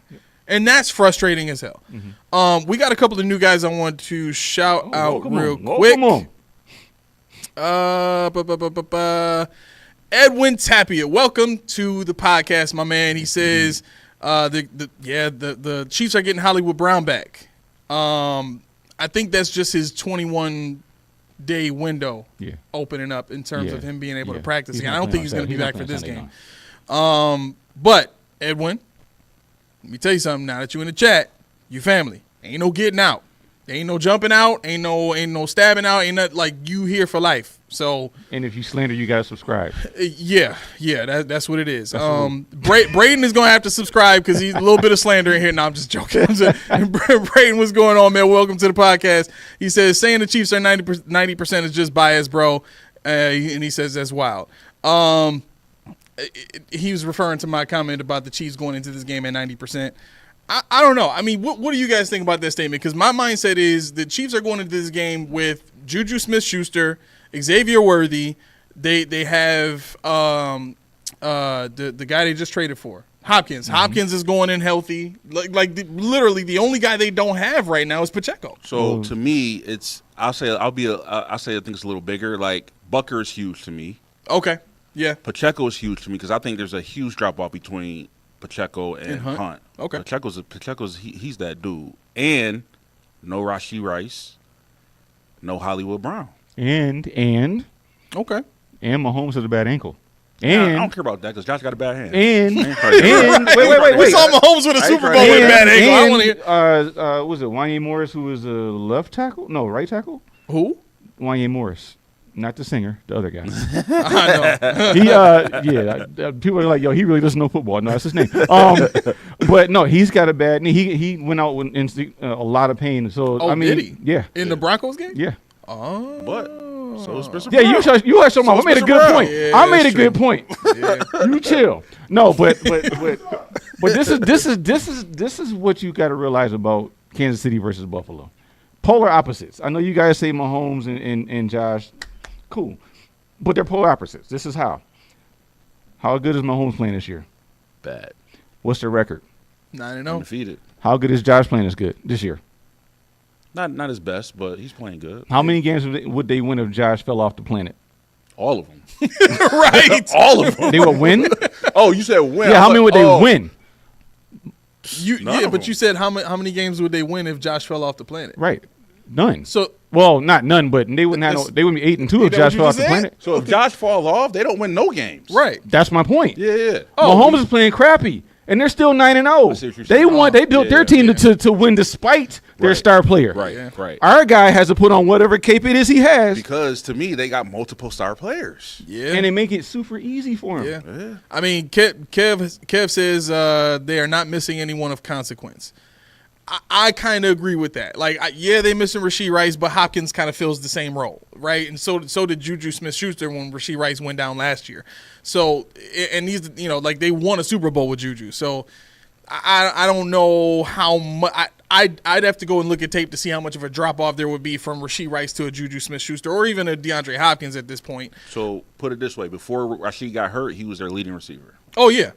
with multiple 100-yard games in the first couple of weeks. I wouldn't Right. know. I have him on fantasy team. Sorry, Roy. Right. I will say this though. The very next game after that, Juju came in and had 139 yards receiving in that game right after Rashee Rice was hurt. Yeah, but They that's had the no only film one on he him. had. They had no film on him. Yeah. Okay. Let me see. So, man, where is it? Mrs. McAdory says, with a loss, you always remember the pain. Pain equals drive. I love that point. That's why I said I want them. I want them to lose. You told her to say that. You wrote that in. No, I saw you. I want You them to. texted her. You logged in on the YouTube under her name and put it. Come on now. Yeah, that's why he had his phone out. Like, send this in the time and see. Oh, listen. Oh, she's in there. No, I just got actually. Lock Ranger sent me something, and the officiating crew for this game. I know everybody likes to get into the weeds. Land Clark. Yeah, she mentioned that. did she? The Chiefs' favorite ref is going to be in this game. He is. Well, yeah, his crew ranks first for illegal formations and second for false starts. And did you know that Deion Dawkins and Spencer Brown are number 2 and 3 in penalized the offensive linemen? Oh, yeah. I've been paying a lot of attention to that. So what are they getting called for the most? Those are the non-negotiables. But they still play. No, right, exactly. Like, if Sean was really on it like he say he is, them boys wouldn't be playing right now. They still play. It's fine. Yeah. All right. So, it's 7:15. You want to go to 8:30? We ain't do a show on Monday. You want to go to 8:30? Hey, don't ask me. You got to ask the man himself. I got drill in the morning, man. Yeah, we Okay. can't do him like that. Okay. We can't do him like All that. right. Yeah. I was trying to throw you a bone. That's cool. So, let's I ain't throwing you jack. I ain't throwing you a damn thing. I'm excited about tomorrow night. Actually, that's gonna be real fun. That's gonna be real Oh, fun. yeah. Oh, yeah. Oh, speaking of which, can I Yes. tell the story? I have Sure. to. I'm obligated. Yes. Proud-ish dad moment, not. So Ken picks up my PlayStation 5 because he just wants to play whatever he can so he can say he plays PlayStation 5. Okay. Obviously, the only thing I play is College Football 25. So Ken's like, all right, cool. He puts on UB. I think he has on like easy mode or whatever. Puts on UB and he's like, yo, this is so. He's just bombing away. touchdown. He's beating the crap out of Akron. I'm just like, Dad, I'm ready for you. I'm like, Famous last words. Right. well, this is the kick. Everybody on College 25, if you really follow the game, you know there's this talk about Kennesaw State. I don't know where they are. I don't know who they are. I don't even know if they're a real team. But Kennesaw, that's that cool. I'm going to play with this team. Bam. Ken proceeded to work me. He gave me the tracks. What? My quarterback was 5'9", 190 pounds. He was a 62 overall average with a 73 speed. Oh, wow. That's right No up your arm. alley. You should be able to throw 400 yards with that No guy. arm. Oh, No arm. You play I in was West like- Coast system anyway. Didn't work because Ken was blitzing the whole time, and I had no Oh, my offensive line. gosh. Yeah, it's over. It was an A-gap blitz. I had no time. Yeah. And he's like, he walked over. He's like, sorry, Dad. I ain't mean to do this to you. I'm like, man, you lucky. Because I was about to be like, run it back. That's what your mom said. Run it back. It ain't bad time till I say so. Run this. But nah, he was having fun. So I said, all right, cool. But yeah. I mean, we should probably stream that. Can we stream what we're doing tomorrow night? Absolutely. Absolutely. Plug it. Whoa, All right. whoa! I don't know, man. What? I don't know. I haven't played the game. Dude, I haven't played that game in forever. I mean, it It would is be comic funny, relief. though. Like, it would be so funny. I don't know how good he is, but he's going to be making a lot of fun of us. Well, yeah, You. yeah. Oh, yeah, I'm yeah. embarrassed only- June is a beast when it comes to shooters in general. That's I defer to him. I really I do. am Like going to just be the wingman like I always am. so what we're talking about, just for everybody tuned in Close your right ears. now. It's not fantasy, but I think you're still going to hate it. Yeah, OLI says stream it. Yeah, we might have to. We're getting into the Division 2. We're getting back into the Division 2.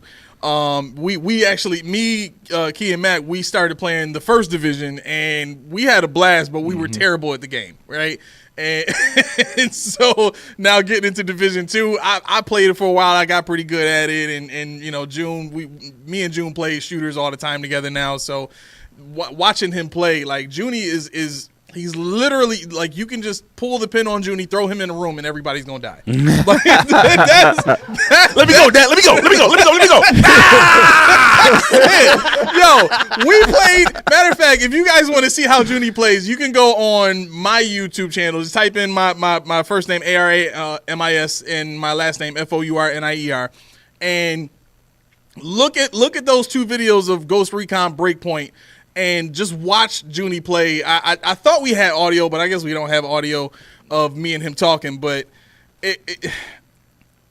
oh snap! The chat voted you guys must stay till 8:30 today.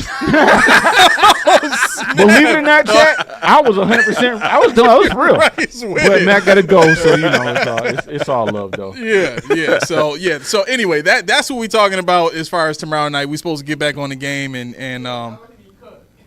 yeah. No, we just gonna pull the pin and throw you in the room, man. Throw you in there. I'm gonna sit back there and laugh, Go ahead and get him ready. and I'm gonna have what Steve Tasher called them things, dad pops. I'm gonna have a couple dad pops. It's gonna be live. It's gonna be Dad live, pops. You hear that? right? Keep it huh? Why you so loud? I ain't loud. What you talking about? I'm over here chilling. All right. Hot in all right. here. So it is. All right. It's 7:18. We got plenty of time to really dive into the game. So Ain't no pink slip. We ain't. Wait, what? Dive into the game. What do we just do? we dove into the roundabouts of the game. Oh hell no! I got nothing left. Philosophies of the I give you my best stuff.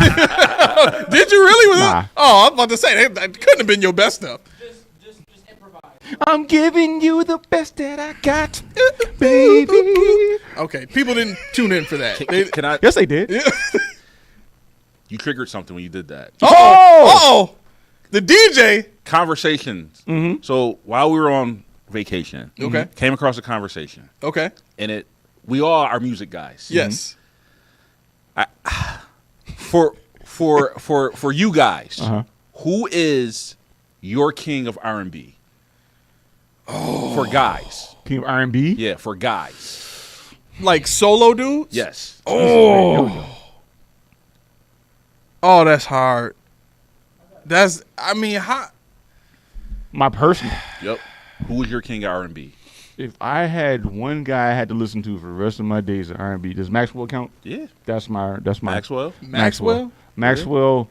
I mean, Kim is like, I don't think he's quite R&B, but Maxwell to me is that's it. I listen to everything he does. How about you, A? The singer, the songwriter, the producer. I mean, wouldn't it have to be Luther Vandross? Big Luther or Lil Luther? Glitter Luther. The shiny one. Nah, Big Lou. That's the Big shiny Lou, one. Big Yeah. Lou was getting it. Yeah. Big Lou was getting it. Yeah, I think it would have to be Big Lou. Now, okay, so are you okay? So you're counting that as R&B though. Okay, so okay. I mean, if we're talking about, you know, and that's what genre. So yeah, I would say Luther, that whole deal. What about Teddy P? Is that R&B? Yeah, that's R&B. Yeah.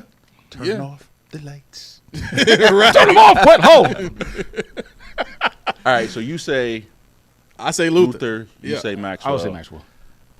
I want to say that I can't say the person because he's got canceled, but y'all know who I'm talking about. Well, see, that's the thing. Like, my brain immediately went there. To me, if he didn't get canceled, He's got more hits than anybody else. he's the GOAT, Right. right? But you got Usher, you got Bobby. Wait, do they have to sing, or can they just be? Because you say he got more hits than anybody else. Does he have to? Can he be a writer and have his own songs, or does he have to sing? He got to sing too. Yeah, you got it. He does sing. Yeah. Babyface. Not good, but yes, Oh, Babyface. Babyface is a That's where I great am. one. Babyface is on there. That's why I am. Yeah. Guys, don't tune us out. We're going somewhere. Now listen. So to me, you can have multiple answers for the guys. Yeah. To me, girls, who's the queen? Are we? To me, there's only one answer. To me, so I just really want to know what you guys have as your queen of R&B. Who's the queen of R&B? R&B. Would you say Patty? Nope. I mean, I grew up in the the early. You grew up on Patty. You know you grew up on Patty. Yo, I know I'll Patty, play- but for me, there's no comparison. Anita Baker. Okay. I'll say this. I think it's Whitney because her ability, her personality, her presence in media, her presence on stage, like she was such an iconic person. And that her personality, everything matched her level of talent, which was over everybody else, bar none. I'm sorry. I teach vocal lessons. You can't teach what Whitney had. You can't teach what Whitney had. Even Mariah Carey couldn't hold a candle to Whitney. Okay? So if I'm looking at pure talent, it's Whitney all day for me. That, sir, is a very good answer. I What's forgot wrong? about Whitney because she passed away, but I agree 100%. Bar none. Talent-wise, nobody's touching Whitney. Nobody. I kinda No more one, pop T. person, though. No one. I kinda See, more of a sweat pop agrees. person, He though. said No Whitney. one. Yeah. I'm kind of more pop though. For me, she's more Yeah. pop to me. Yeah. So I didn't put her in the R&B category So who was your Okay. queen? Okay. of R&B. Yep. If I'm going R&B, I think it would have to be, it would probably have to be, actually, Kiki Wyatt. I love Kiki Wyatt. I love Kiki Wyatt. I mean, if you stick in the R&B, you just gonna overlook Mary J like that? That is the only answer to me. Yeah, That is the only answer. He's gonna overlook Mary J. Who can go album for album, song for song with Mary J. Blige? I will knock this whole set over. I wish you would. I wish you would try. Matter of fact, you remember when COVID happened, they had verses? Yes. Remember they did verses? Who can go against Mary J? Nobody. I'll wait. Who could go with her? Whitney could if she was alive, you know what I'm saying? But Yeah. nobody could touch Mary. She's been since the early 90s? She's been for 30 years. Oh, Lock Rain said, nah, Mary J can't sing. Exactly. Ooh, what? Exactly. Yo, you know what's funny? I kind of agree. That's why I was in there. I'm like, I'm just going listen, I'm going based off of her hits. I'm going based off of her impact on R&B in general as an artist. I think she is iconic from that standpoint, but I think a lot of the music that she did fit a very limited range that she had. yeah, So when you say she can't sing, I get it. She don't have like a voice like Whitney got. Yeah. But the best entertainer of all time didn't have the best voice. MJ. You know what I'm saying? Well, no, he did. I mean, don't get me wrong. Yeah. Michael could blow. Yeah. Don't get me wrong. He could blow. Yeah. But he wasn't known for his vocals. when you do the robot like that, nobody cares what you say. You know what I'm saying? Like he was just a pure entertainer globally. Yeah. I say globally. Remember, this man can go in any country. Okay. The Budapest Okay. one, yeah. So You know feel me? you know what that reminds me of. There's a lot of people. My wife told me this a long time ago, and I like she showed me. I went and looked it up, and it's true. Britney Spears is actually very talented vocally, way more than people think. Mm-hmm. But she was asked to sing a certain way because it fit a certain style of music. And I think early on in Michael Jackson's career, when he was with the Five and all that, I think you saw a lot of what he could do vocally. He really like he really spread his wings in that sense of showing what he could do vocally. But then once he got heavy into the pop scene, then it was, more, rock pop style that he really rocked on. You know what I'm saying? That's how I feel about Beyonce too. That's exactly how I feel about Beyonce. Yeah. I think she can really sing, but the stuff that Jay-Z and them make her do, it's not her. It's just get by. That's what people want to hear. Yeah. She literally, if she wanted to, could sit there on a stool and sing a song.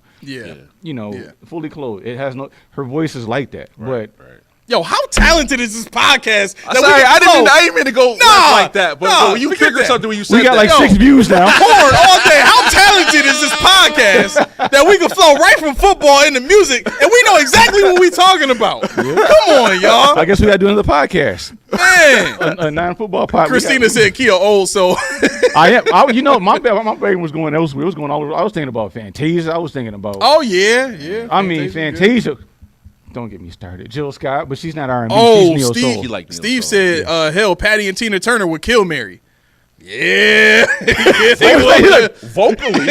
Well, yeah. I think that's what we're talking about. Yeah.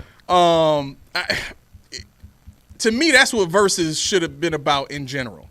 Was, you got the hits, but how are you live? Right. You know what I'm saying? Right. Live is when you get to really showcase the talent. You perform. Nope. Exactly. Nope. No. Like, yo. Because Teddy example. Riley cannot do it ever again. Huh? Teddy Riley had to take 2 days to try to perform his song. Can you just turn it?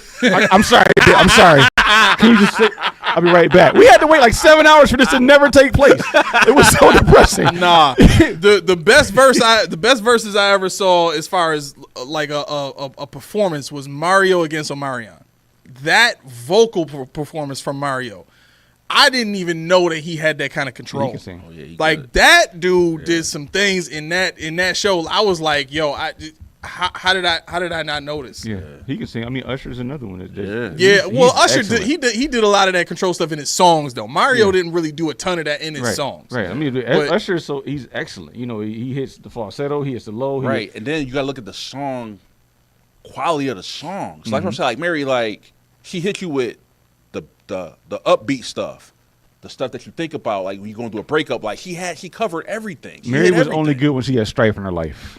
I mean, she had a lot when of she was strife. going through mess. She's like, yo, I'm writing a song and make everybody sad with me. I'm not gonna cry no more. Somebody to beat her up. Oh, here come an album. Right. I'm doing just fine because let me. Let me write that down. No, get out of here, Mary. No disrespect to abuse victims. I'm sorry. I don't want people to take that the wrong way and cancel me.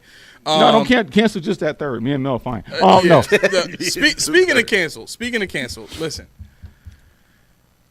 If we think that the atmosphere is gonna make a difference in this game, we just need to just cancel the thought right now, because it's not. How you mean? Crowd noise, or you mean like crowd noise? Oh yeah, for sure. Both ways. Exactly. Like Kansas City, they don't care they playing at Highmark.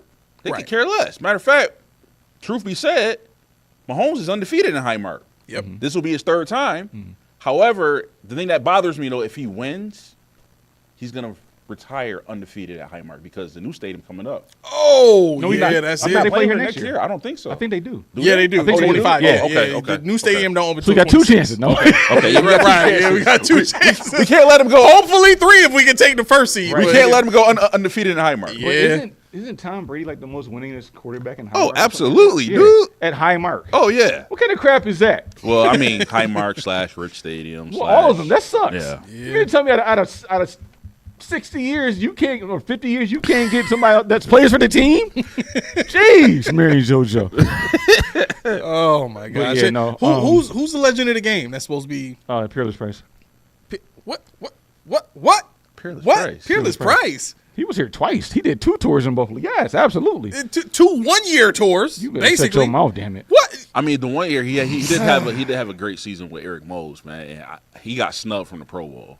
him and Eric to the win. I agree. And But then- I think we're getting a little too carried away with this Legends of the Game thing. Like, can we just not call it Legends of the Game? No, they legends of the Please? Bills game. Huh? They legends of the Bills game. We had John Fina not long ago. Yeah, We but had- John Fina played on Super Bowl teams. But John Fina's a right tackle? He's a left tackle. Left tackle. Fine. But now we're talking about skill. And this is no disrespect to John Fina. That was my favorite build, believe it or not, that's weird. That's very weird. I know. I was like, oh, we got Corbin Lucina and John Fina. They're brothers. I was like 8 years old. Names weren't even similar. But anyway, I'm okay with nostalgia, but I think people get too carried away, one, with how much the crowd really impacts either team. You can't hear it, but for people that played any sport, you know how locked in you are. Yes. You're in a gym by yourself. Yes. It don't matter you don't hear anything. You black out. You don't see anything, hear anything. You forget you played sometime. Yeah. Now, when Geno Smith, but you realize what he recollected was after the game. The game was over, and the fans are hanging out with the team. Okay, now I'm back in reality, and I see this. This sucks. Now, don't get me wrong. I'm not saying there is no advantage at all. There's a slight, but it's not going to be game-breaking where it's going to change. I don't think it's going to impact the game at all. Exactly. I think it's going to make it more difficult, but it's not going to impact. This is Pat Mahomes. This team played in the Super Bowls. You know what I'm saying? Super Bowls. On the biggest stage of them all. This is not going to be a big deal. He plays in one of the loudest stadiums in the world. Yep. It's not going to be I mean, thank you for showing up. Thank you for supporting the team. Thank you for filling the stadium. But trust me, it's not going to come down to the 12th man. No. Right. All right. So, give me you guys' 3 key things that the Bills need to do to ensure a win on Sunday. Number 1, they have to attack the KC secondary. They're susceptible to the pass. They're really, really good at stopping the run. They have to kill them in the pass game. However, even though they're good at the run, you can't be non-existent in the run game. Like, just because they're good, I'm not going to run it. You can't just run all the time. Like, you got to establish some type of run game, right? So you can't be one-dimensional. Right. You got to attack their pass defense, and you cannot let Kelsey beat you. Can't let Kelsey beat you because he kills us every time he plays us. He's the Bills killer. Yeah. I would just tackle him at the line. I would force the referees to call holding every single play. Think about it. Like, teams do that to us all the time on the outside. We've seen it. Like, we've seen the Chiefs do it against us. They who else does this? The Steelers do this year. The Ravens did it to us. These teams go into these games knowing like the refs literally are not going to call holding every single play. They're not going to call defensive holding. They're not. They can't. You know what I'm saying? Yeah. So, okay, you know what? Defensive holding, they get a first down. We still get 3 more chances to stop them. What's the big deal? It's only 5 yards. It ain't a pass interference, it's a spot call. Right. You know what I'm saying? So I might as well try. And if I get called, I get called. But guess what? Like, two out of 3 times, I'm stopping them. Don't do it on third down. Right. Third down, they're the best team in the league in third downs, and that's an automatic first down. So just don't. Who, for the Chiefs? Yeah. Don't hold them on third because that's automatic first down. Well, that's why I'm saying you do it every down so that it looks like the Bills are just being aggressive. One other thing is the reason why I say that is because you play like that all the time. No, because the reason I say that is because you're talking about Lynn Clark. You're talking about the Chiefs. We already know they get calls. They're going to give them a third down call every time. They'll let it slide on first and second to make the Bills say, "Oh, we're good. We can get away." Third flag every time. First down. Right. First down. And the crowd's like, "They're throwing." No, they're not throwing the game. You choosing to turn a blind eye to what they've been doing all game. Right. But it's just in the crucial moments that they keep doing it. Rush like, nah, we're not going to let that determine the game. Go ahead.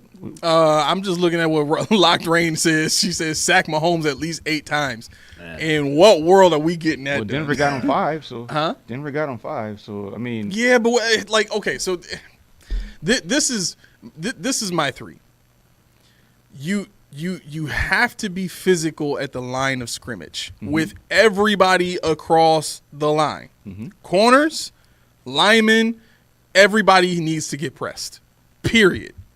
Like, whoever you going to put on Kelsey, if you going to bracket him, you put both guys on there and do not let him off the line. You can do that within 5 yards. Yes, you can. You can basically tackle the guy within 5 yards. You don't have to let him get free. You know what I'm saying? You have to be physical in that sense. You have to play physical on defense. And that I know that goes against what the Bills usually do in terms of their drop back zone and giving teams, space so that they don't get beat over the top. But you have to be aggressive in this game. And you almost don't have a choice. Because if you do, you've already seen what happens. They will put your safeties in conflict. They will put, and I was watching this yesterday. If you look at a lot of the route concepts that Andy Reid runs, they run specific concepts on every play. They're putting at least one player on the team's defense in conflict, right? And who have they always attacked on our defense? It's been the linebacker because Milano's been hurt. So Dorian Williams, right? And then they go after Taron Johnson. They put him in conflict in the run game. Now we have two safeties that are not great in coverage. Who do you think they're going to go after in this game? They're going to go against Damar Hamlin. I'm telling you right now, watch what I tell you. They're going to put Hamlin in conflict. Taylor Rapp is already shown that he's the over-the-top guy. He's a little bit better in coverage than Hamlin is, not by far, though. So, and I just mean in terms of what's been put on tape. When you look at what the Bills have on defense right now, Dorian Williams has been a starter all season. So, going into this game, there is no excuse of, well, we've had guys hurt. We have one guy hurt. One on defense. Everybody else is a starter. Everybody. And like you said, Rasul Douglas is not playing well. Okay? If this team does not have that understanding in their mind that we have less talent on defense, and you also said that this is a defensive scheme that protects guys that are limited, right? So Babbage needs to be allowed to be Babbage in this game. He has to. Second thing is they need to seriously invest in no counters at all, no counter runs, and they need to run straight up the middle with that zone scheme with Cook and with Davis. Other than that, I want to see more Davis this game. I agree. Well, you would. They don't. Yeah, absolutely. No. They don't have the same linebacking core that they had last year. They only have one of those guys left, right?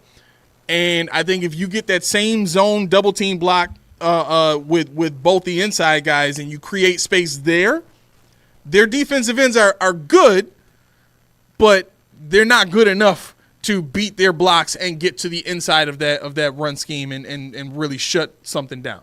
Right? So if you're double teaming Jones and you're pushing him out the way and you're getting Mike Dana out of the way and you got space in the middle, you can get off on those guys. Right? I think that scheme works against that defense. The third thing I need to see is,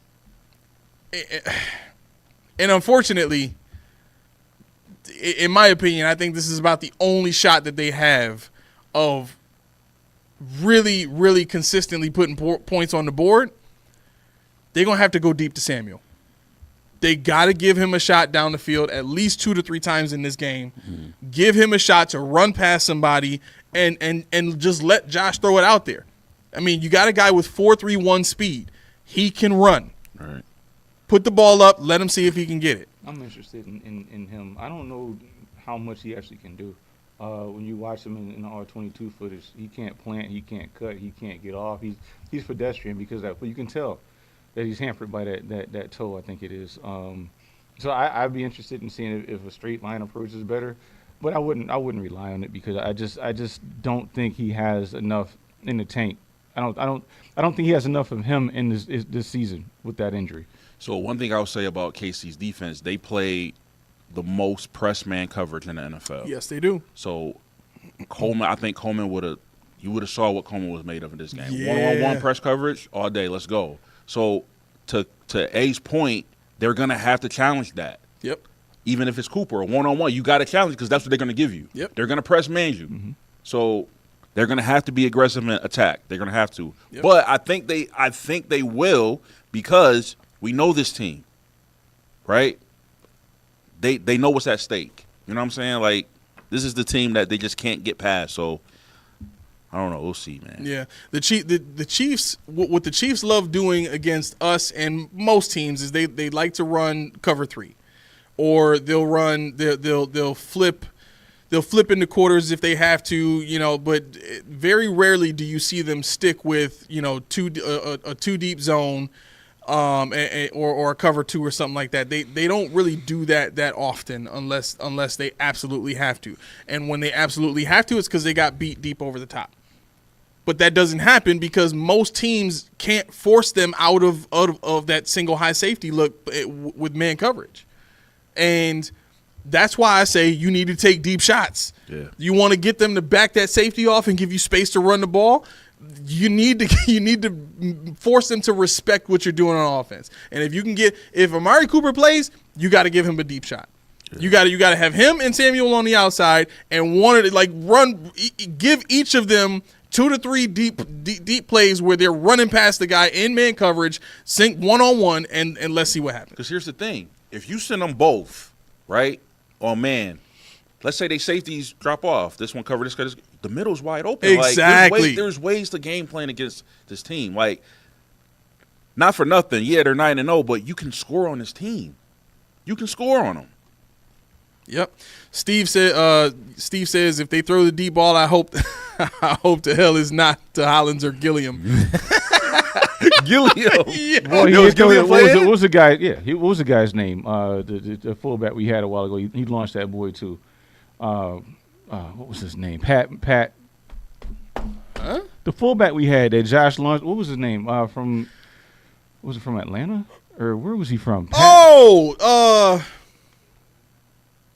Oh man, I gotta look it up now. You were saying Pat? Yes, Pat. I forget his Not name. Ricard. Huh? No, Not no, him. no. No, it was. Oh, I'm gonna feel silly when you say the name now too. But DeMarco? Pat DeMarco. Yeah. Pat DeMarco, yeah. Yeah, when he launched that bad boy to him, like, yo, anything's possible in this offense. Right. But you got to remember, I mean, you got to think, Quentin Morris is a good tight end. Do you think they call up, what you call? Who?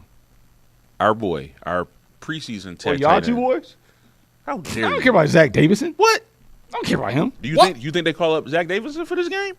Somebody just mentioned him. I don't. Knowing that they're Think weak so. they're weak against tight ends. Like They have to. I don't.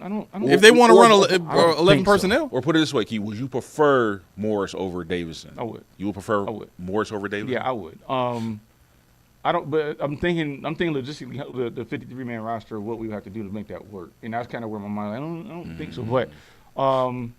Yeah, I think Morris is Morris is the singular reason why Keyshawn has been like zeroing in on Josh's chemistry with Kincaid, because Morris comes in the first game that he's played all season long and catches a touchdown with Josh just throwing the ball up in the Colts game, and like Key is looking at that like, see, there's chemistry right there. No, That's the chemistry that he needs with Kincaid. Actually, you know, it's funny because I was watching Kincaid on that play, and I was like, oh, I forgot this even took place because Kincaid was open. And I'm like, wait, what? Oh, that's this play. Okay. No, and I think as bad as it sounds when you say they're a press man team, I'm glad Kincaid's not playing. I really am. Because from what I've seen, He can't get off the line. dude, that's how they get him. Anytime you man against him, he's done. He can't break a press. He can't. And he's done. It's proven. You can watch I'll show it to you. We can sit on and have some beers together. Wow. Dad pops. Keep you like, Dad pops. watch this. Like literally, I went through, and I tell you now, when we talk, because you're like, you can't go to stats. I said, you're right. Watch this. So I went through 205 snaps of this dude. I was like, wow, it's the same thing. And I literally broke down. You guys can't see it at home, but I literally broke down every game, what defense he was playing against, and how many times he got affected. That's what this is here. And Holy cow. his worst games, I don't have how many catches he had in each game, but worst games, Tennessee, the Jets, Houston. I mean, he was just abysmal in the fact that they weren't doubling him. There was no extra attention to it. And I'm like, wow. See, when he gets doubled, I saw that play was like 5 of them around. But what happens is the defenses were playing zone. So he's attacking the middle. And what does the middle of a zone do? They converge on the guy in the middle. So they happen to get a screen side of this guy with 7 guys. Oh, great. Everybody's worried about Kincaid. No, they're not. He just happened to go to a spot where everybody was about to split responsibilities. Yeah. So when I watch him, I'm watching him trying to break presses. I'm like, if you could just get off that, the field is yours. Because he's finesse. He's really finesse. He's not aggressive. He's not strong. He doesn't attack the ball. And that's why I wrote my notes. It's very troubling what I'm seeing. Because I was a huge Kincaid fan. Yeah. Huge. And I'm watching it to the contrary. So now I got to go back and watch this college film again and see what did they do with him. Right. Because I see the talent. Well, one of the things they said about him coming out of college was he's more of a split safety. Yeah. Where you got to have him kind of out wide, like what Kelsey used to do early on in his career, like with when Mahomes first started playing. Like that's the kind of stuff you can do with him. You put him in bunch formations and stuff like that. Like, so much of what we have is just misuse. Yeah, you know what I mean. And I think that like that can't be overstated and it can't be overlooked either when it comes to the job that we're assessing that Sean does with the team. Right. Like this is not, personnel acquisition decisions by a GM. This is use of the players on the team. Yeah. Right? Kev says watch for KJ Hamler. Why? And this is no slight against the point. I think KJ Hamler should have been given a chance to show what he can do with this team. But you got a guy that dynamic with that kind of speed that has NFL experience, and he's just rotting on the bench. Yeah. Why? Yeah. You know what I'm saying? And to see that guys like Mac Hollins are the types of guys that are getting the chances because these are the guys that Sean respects. Like when you hear Sean talk about Mac Hollins, what did he say in the most recent last week? He said, man, I really respect him. He's really one of those guys where, man, no matter what you ask him to do, he's happy to do it. He's so you just want good employees? You just want docile employees? Is that what you want? You want guys that's just going to come in and do whatever you tell them to do and not ask no questions, not have a mind of their own? Because I tell you what, Travis Kelce got a mind of his own. I heard one of the announcers talking about the way that Travis Kelce runs routes. They're like, they don't even really call routes for him. He does what he wants. Right. He just finds a spot in his own, sits down, and that's it. Oh, that's another thing Kincaid can't do. He can't find a spot in his own to sit down. He has a hard time doing it. Very hard. Why is he here? I don't know, man. And this is not my slight on Kincaid because I really think he is a dynamic weapon. But I think the development, I think some parts of this game I'll give you that. But I also think that I see a waning in trust from Josh. I mean, James Cook is getting the ball it's to the point where Kincaid ain't even break his route yet, and Cook already got the ball, and Kincaid turned to do this. But the ball already out because he's like, what happened? Because Josh, he ain't thinking about you no more because you haven't proven that you're adequate safety. Keon Coleman almost fell into that trap. Remember I was screaming for him to get the ball over the middle every time? Yep. He finally gets a chance to look at him. Now he's the greatest thing since sliced bread. And now he's injured. Oh, what do we do? Woe was me. But think about it, this was been week 2. After week 2, what we would have said. Right. Kincaid's giving you 35 yards a game right now. Does he look like a 35-yard? No. He's got all the talent in the world to at least be in the 50s, 60s. Yep. At least. But because of these flaws that we're talking about that can be masked, because you can do it on defense, do it on offense. He's your playmaker. Use Mac Hollins this week to rub route with Kincaid. Get him open. Yep. How about that? Steve says Jalen Virgil has strictly been running pre-snap motion. Maybe he goes deep this weekend with his 4.4 speed. He's excellent Sean McDermott likes that kind of thing. He's excellent at his motions. Excellent. Right. You don't want to put too much on his plate, right? He did his 111. Oh, man. You know what? To ask him to run a route at this point, he's not ready for that. He's not ready. He doesn't know the playbook. Yeah, exactly. Like, imagine Yo, imagine being Curtis Samuel and watching Jalen Virgil go out there and run a freaking motion wheel route and catching a deep pass when you ain't had a shot the whole season. Bro, I'm fighting somebody on the sideline instantly. I'm punching somebody. I don't care who it is. It could be the water boy. Somebody catching these knuckles. You Sam Martin just he like, what you do that for?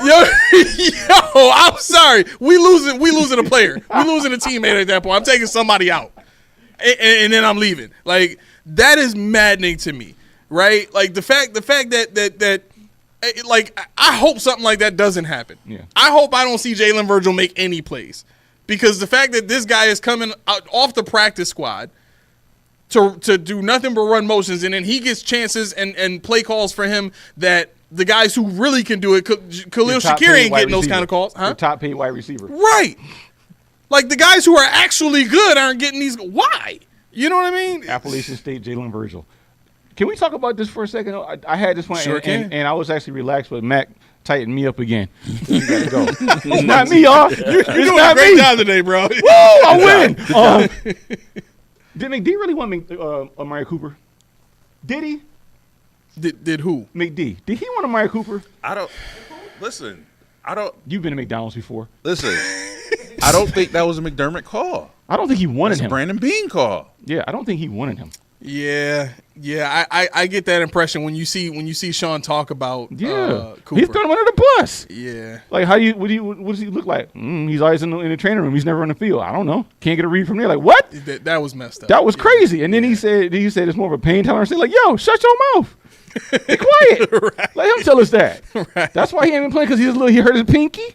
But no, I mean, the thing is, like, when Cooper came, I know I mentioned it. He didn't seem sold on being here. I don't think he really Amari Cooper wanted to be in, but he's like, I went from Cleveland to here, the better Cleveland. And when he talked about I drove from Cleveland to Buffalo, I had to wrap my head around it. He said that numerous times. You happy to be here? Well, I still got to wrap my head around it. I got to process. Yeah. That's a nice way of saying, because everybody says he's a nice guy. Man, hell with this place. I wanted to go like Miami. I wanted to go over there. And so with that, you double down with this McDermott thing, and now Amari Cooper has been relegated to what? What's next? You gonna get the Steph Diggs treatment? They're gonna take out half the playbook for him and say you're sitting on the sideline? Yeah. The fact that they haven't done anything to get him involved in game plans to this point is a clear picture of what players are seeing. It. Like, think about it like this. Mm-hmm. Every single chance that we've had to go out and get a real top-tier number one receiver who was already a number one receiver on the team he was on, or is already thought of as a number one receiver. When Odell Beckham was a free agent, he didn't want to come here. Right. He either wanted to be overpaid or he wouldn't come here, right? What does that usually say? Guys who really want to be here, they'll work it out with you. Yeah. You know what I'm saying? Antonio Brown. Yeah, he was a head case, but when we were trying to trade for him, he let us know. Right. I'm not coming up there. Nah. You take your pick back. Right. You know what I'm saying?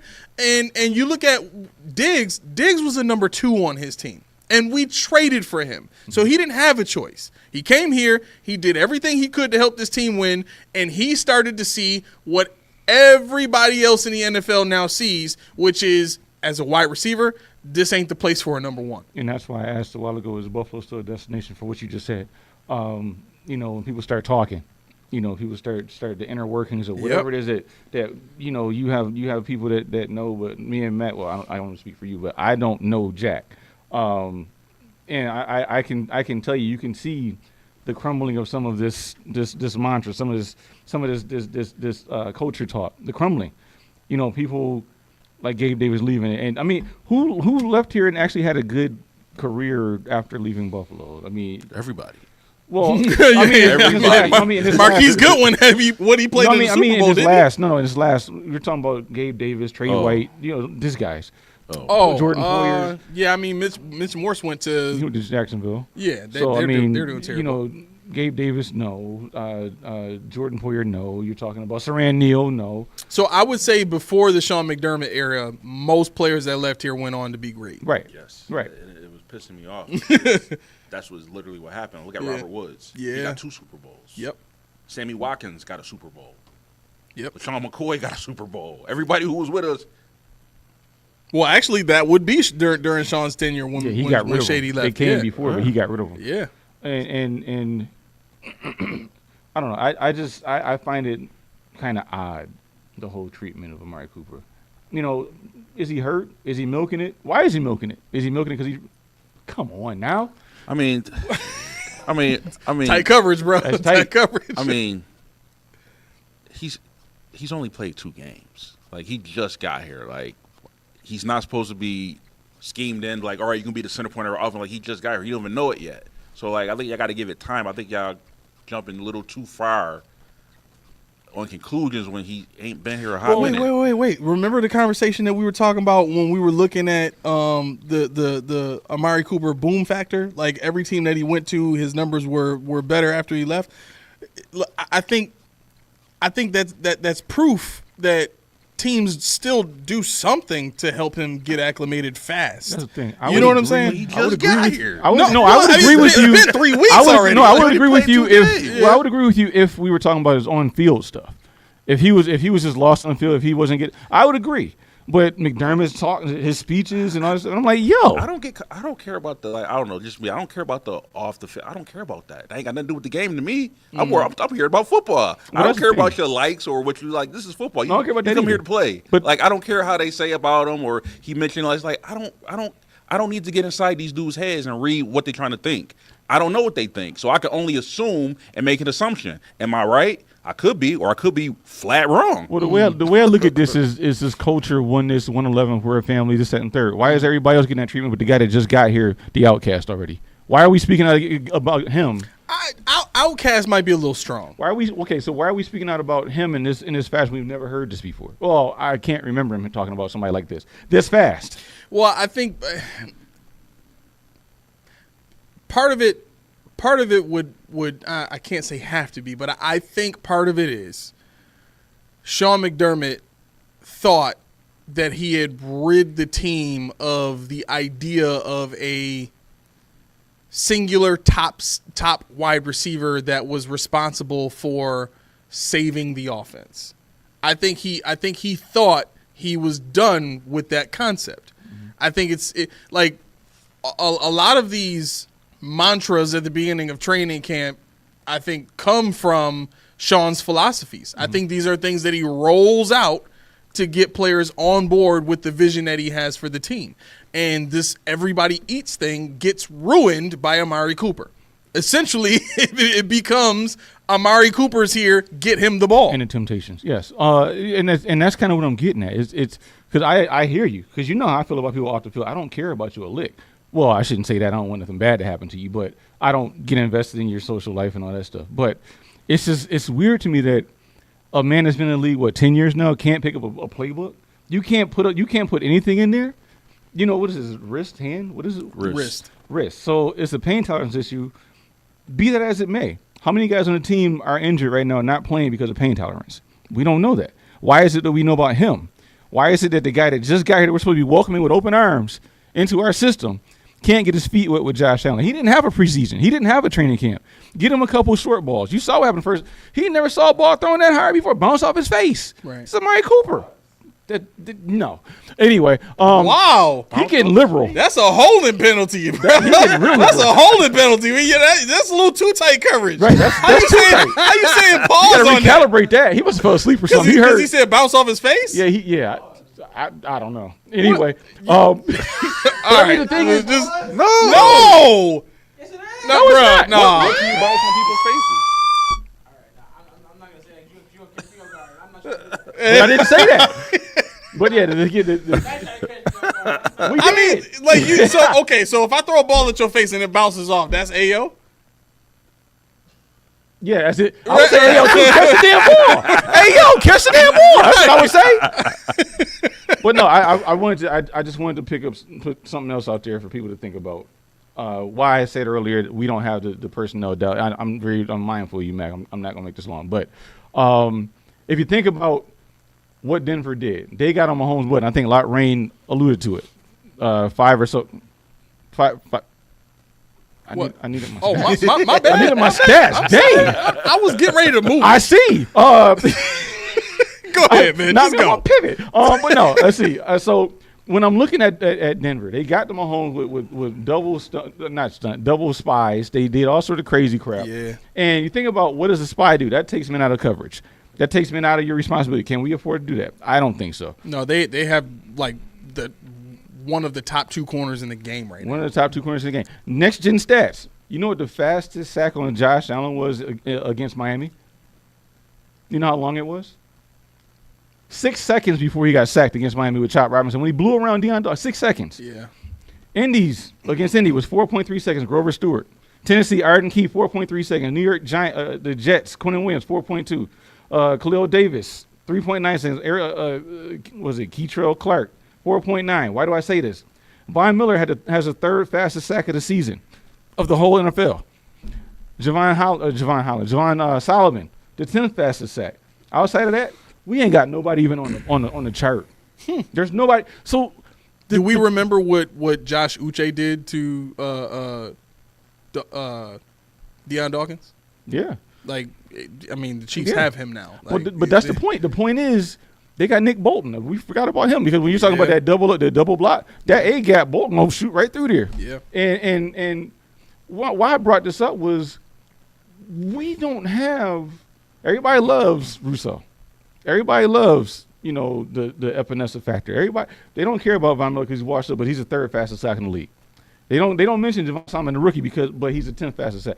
It's not that it's the fastest sack, but it's the fact that we don't have the speed that people think we do. Right. We don't have what it takes to get to Mahomes. We don't have what a lot of people. So I'm looking. Okay, Denver blitzed him 18 times. They blitzed Mahomes 18 times. He never been blitzed double digits in a game before that. I think the highest before that was like 8. He's not in the pocket longer than 2.4 seconds. On the season, this is the longest average. So you don't have the time to take 5 seconds to get to Mahomes. You don't have. That's how they beat. That's how they were so dominant, and it came down to that field goal. So the Bills have to figure out a way to stop with this lumbering BS with this Rousseau factor, with this up and get some speed. Right. Get some bend. Get some aggressive linebackers. I'm tired of this drop back because everybody victim. They talk about the safeties. And are they good? Whatever. I'm not gonna say they are. They're starters. It is what it is. But who put them there? Why do we have to go through a 17-game season with these guys? Because this is what you wanted. So when people look at this team and say, "Oh, we're deficient here," no, we're deficient in your eyes. But in the men that put the team together, this is exactly what they like. So when you see people bail, like with Levi Wallace, we talked about it. I said, why is it we went to Pittsburgh, he's not bailing no more? But you get Rasul Douglas in here, who was a ball hawk. Yep. He's He's bailing. Why is Christian Benford bailing? Why is Taron Johnson bailing? Because that's what they want him to do. Yep. And that's the bend but don't break defense that we're left with. It's not aggressive. It's not. And it's never gonna be. Regardless of who you put in that defensive coordinator seat. One win a day says that Von Miller contract not looking too good. Oh, I would have told you that last year. I told you that. I mean, you must not have seen me last year because I went on a rant. I'm sure I lost a couple people on that one. Yeah. I mean, ultimately, I'm going to this game. You going to this game. If they lose, we won't be surprised, and we shouldn't be surprised. I think everybody just needs to prepare for what happens if they lose. What happens if they lose is it fits right in line with what typically happens before a bye.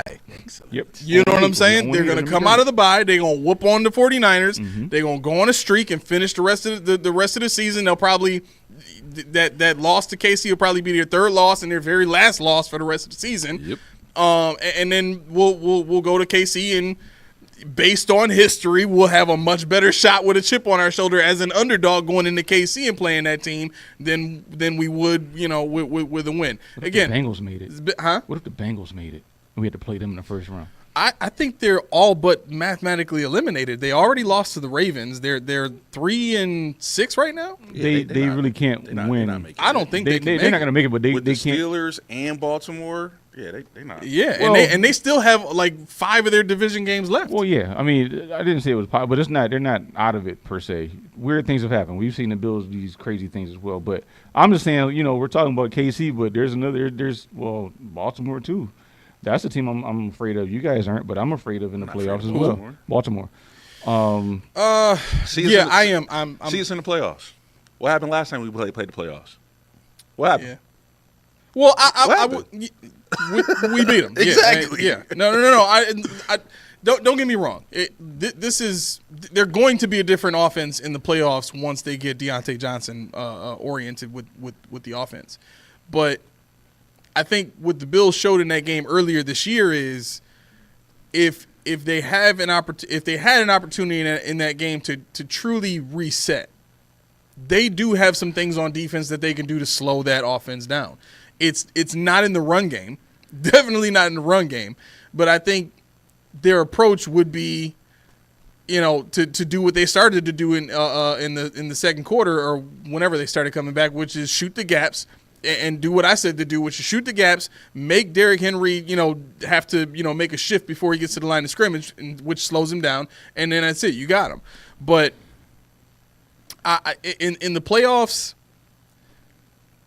even if we played there, what I'm trying to say is I think I could still see a scenario where the Bills are playing that team very well, because the one thing that we have not seen in the playoffs is Lamar Jackson play extremely well like he's playing in the regular season. Never see it. You won't see it. We've never seen him do that. Now, if he can do that due to this offensive play calling and these pieces that he has now, we'll see that. We'll probably see that they're not going to play a wild card game, are they? Well, no, they would have to. Yeah, they would have to play in the wild card round. So yeah, we'll get a chance to see that. The first week of the playoffs. So I don't know. But again, the team I'm most worried about going to see in the playoffs is the Chiefs, and I do want it to be in their house with a chip on our shoulder and going in as the underdog. That's how the Bills have always played their best, is being the underdog. That's what I want to see. So, unfortunately, Locked Rain, she says, I'm flying up for this game. Bills better show up and show out. I don't think that's going to be the case. They might show up and show out, but it might not be enough. And that's not to say that I want the Bills to lose, but based on what we have on offense, it's going to be a tough game. You guys are saying get a hobby for 2 weeks, what you're saying. Huh? Pick up a hobby for 2 weeks, what you're saying. Understood. Yeah, I guess so. So what are our predictions? Score predictions. What you got? I'm going last. Oh, You always okay. go first. I'll go first. Yeah, I'll go first. That's what I'm saying. I always go first. I know. We'll That's why I switch it like up. when you go first. Oh, Christina said Mr. Matt got to get home. The fight is coming on. Yeah. Yeah. How much does that cost? It's on Netflix. It's on Netflix. Oh, It's is free. it just with the subscription? Yeah. It's free. You better hurry up. It's gonna Bro, be over. Well, no, they got Yes, They sir. got the girls fight first. They not fighting right away. Oh, okay. Because I'm worried about Mike, man. Yo, he pushing 60, bro. Like, I don't care. Like, don't get me wrong. He is a monster, but he's young guy. I'm like, I get it, but your body starts to change when you get older. Like, Yeah, your reflexes ain't the same as 60. They something not. wrong. No, something wrong with him. Though. one hit, and Mike could go down. Because it's not because he's not strong. He's not in shape. It's just he's. Well, how long have they been 60. training? Who? Like a year? Yeah, A probably year? like a year. It's Probably a gonna be- Been year. training for a whole year? I don't know, man. Like a year, man. Mike. And Jake not dumb. He stepped on his bunion. So man. first of all, he got bigger gloves. Mhm. He's got his whole beard, and he's wearing headgear. Wait, What? no. He's Yes. wearing headgear. Yes. Oh, heck no. You gonna wait. No way. I don't want to watch this. Yes. I'm not No watching this. way. You think he gonna go in there butt naked against Yes. All that nonsense he was Why talking, would I'm he? gonna He's 60. I'm gonna kill him. That's what I'm saying. Hey. You're talking all that stuff, Hey, but you got listen. headgear on? You wearing smart. headgear? He trying to get paid. He's smart. I'm gonna go. With, Well, yeah, this is a You big know what I'm cat saying? strap. He Yeah. gonna get But- one hit CTE. I'm telling you right now, though, if Mike catch him, it's night. It's night if he catch him. Yeah. I want to see a Even montage at- of him even fall at down. 60. Oh, yeah. I'm not taking a He's hit from Mike 58. Tyson. I'm not 58. I'm not taking a hit from Mike Tyson. I'm sorry. I'm You know not. what Roy Jones Okay, said? answer this question. Would you rather take another divisional round loss against the Chiefs Yes. or a punch from Mike No. Tyson? Chiefs. I gotta see Ken grow. I need to see Ken grow. A 60-year-old punch from Mike Tyson is worse than another divisional Yes. round loss. Yes. Absolutely. Holy cow. You would take the punch? Huh? You would take the punch? If it meant I could beat the Chiefs and go to the Super Bowl? Wait a minute. Time out. Wait. Time out. Null and void. I'm calling you. Why? Null and void. Why? Chat fam. put in the comments. Remember when this guy said he wouldn't feel the same if Josh Allen got hurt and we won the Super Bowl? Boy, he take a punch from Mike. He take a punch from Mike Tyson, Iron Mike himself at 58 years old. Yes, because if I got to deal with Mitch freaking dude, you're gonna get traction. You don't care. When No, you wake bro. up, we'll tell you he won. Listen, I will be a sniper on Delaware Ave waiting for that parade to come down so I can pick off Mitch Trubisky. A gonna be sitting there with his face wired like yeah, Right. His shoulders have to be real. It was worth it. It was worth it. He gonna be the thing with his arms and little stilt thing here. He gonna be like this the whole time because his shoulders are touched together. Mike I punches his somehow chest. broke both my shoulders. Mike too. pushing your chest. You clap. I just cursed. Nobody heard it. Thank God. That's the Patreon level That's a stuff. whole different type of clap. But you got traction here. All you doing is this the whole time. Your jaw wired shut. You sleep. It's bad. All because you don't want Mitch Trubisky to win the Super Bowl. I really hope Mike win, but I'm worried about him, man. When you said he got a helmet on, man, F that. Yeah, it's sad. for fun. It's for fun. Like, they already talked about it too, and I think I also heard that Logan Paul might hop in too. Good. He can get. You want something like your father?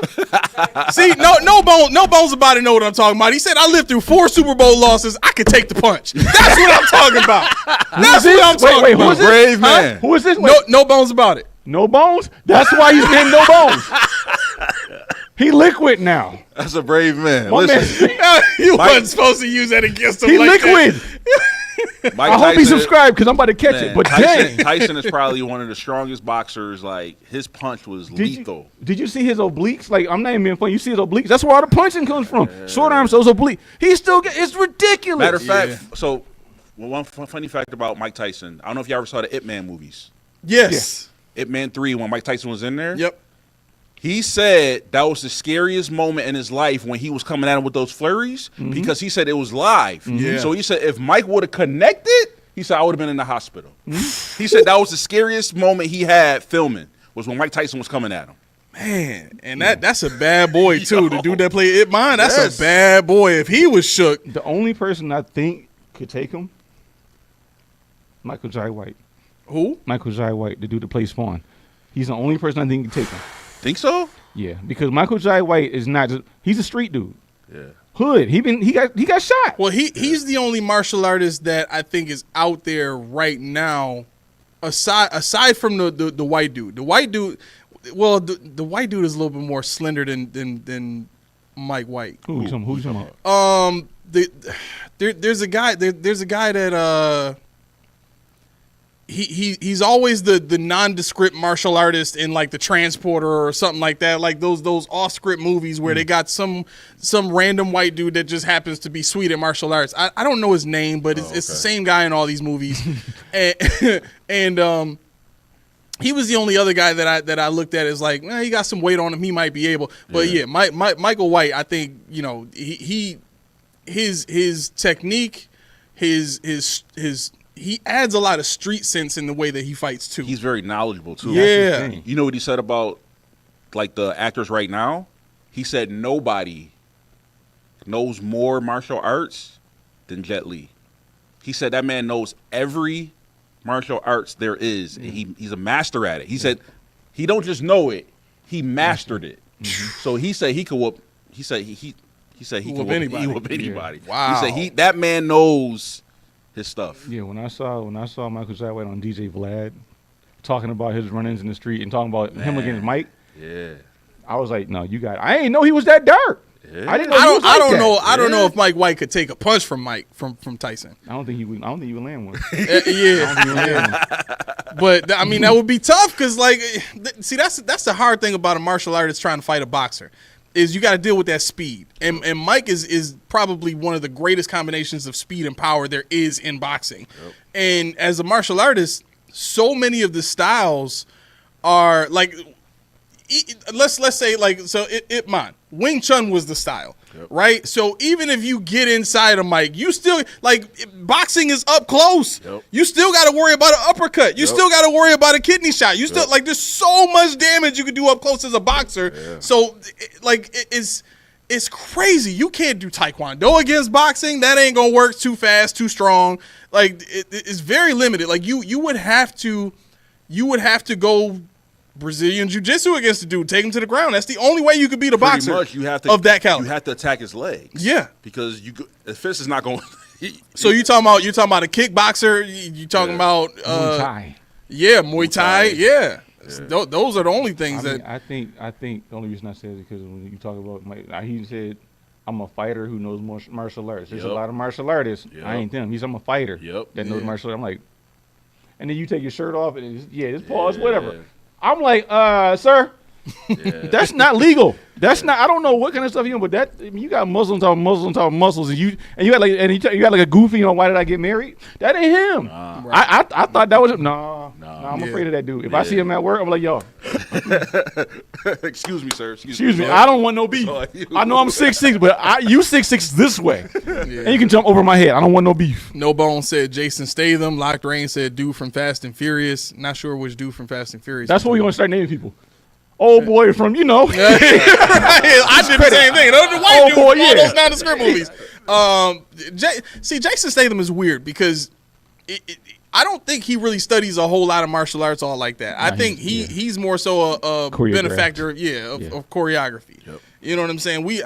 Dude, if Matt Damon can do martial arts on people, like seriously, Matt Damon ain't studying no martial arts. That's not his wheelhouse.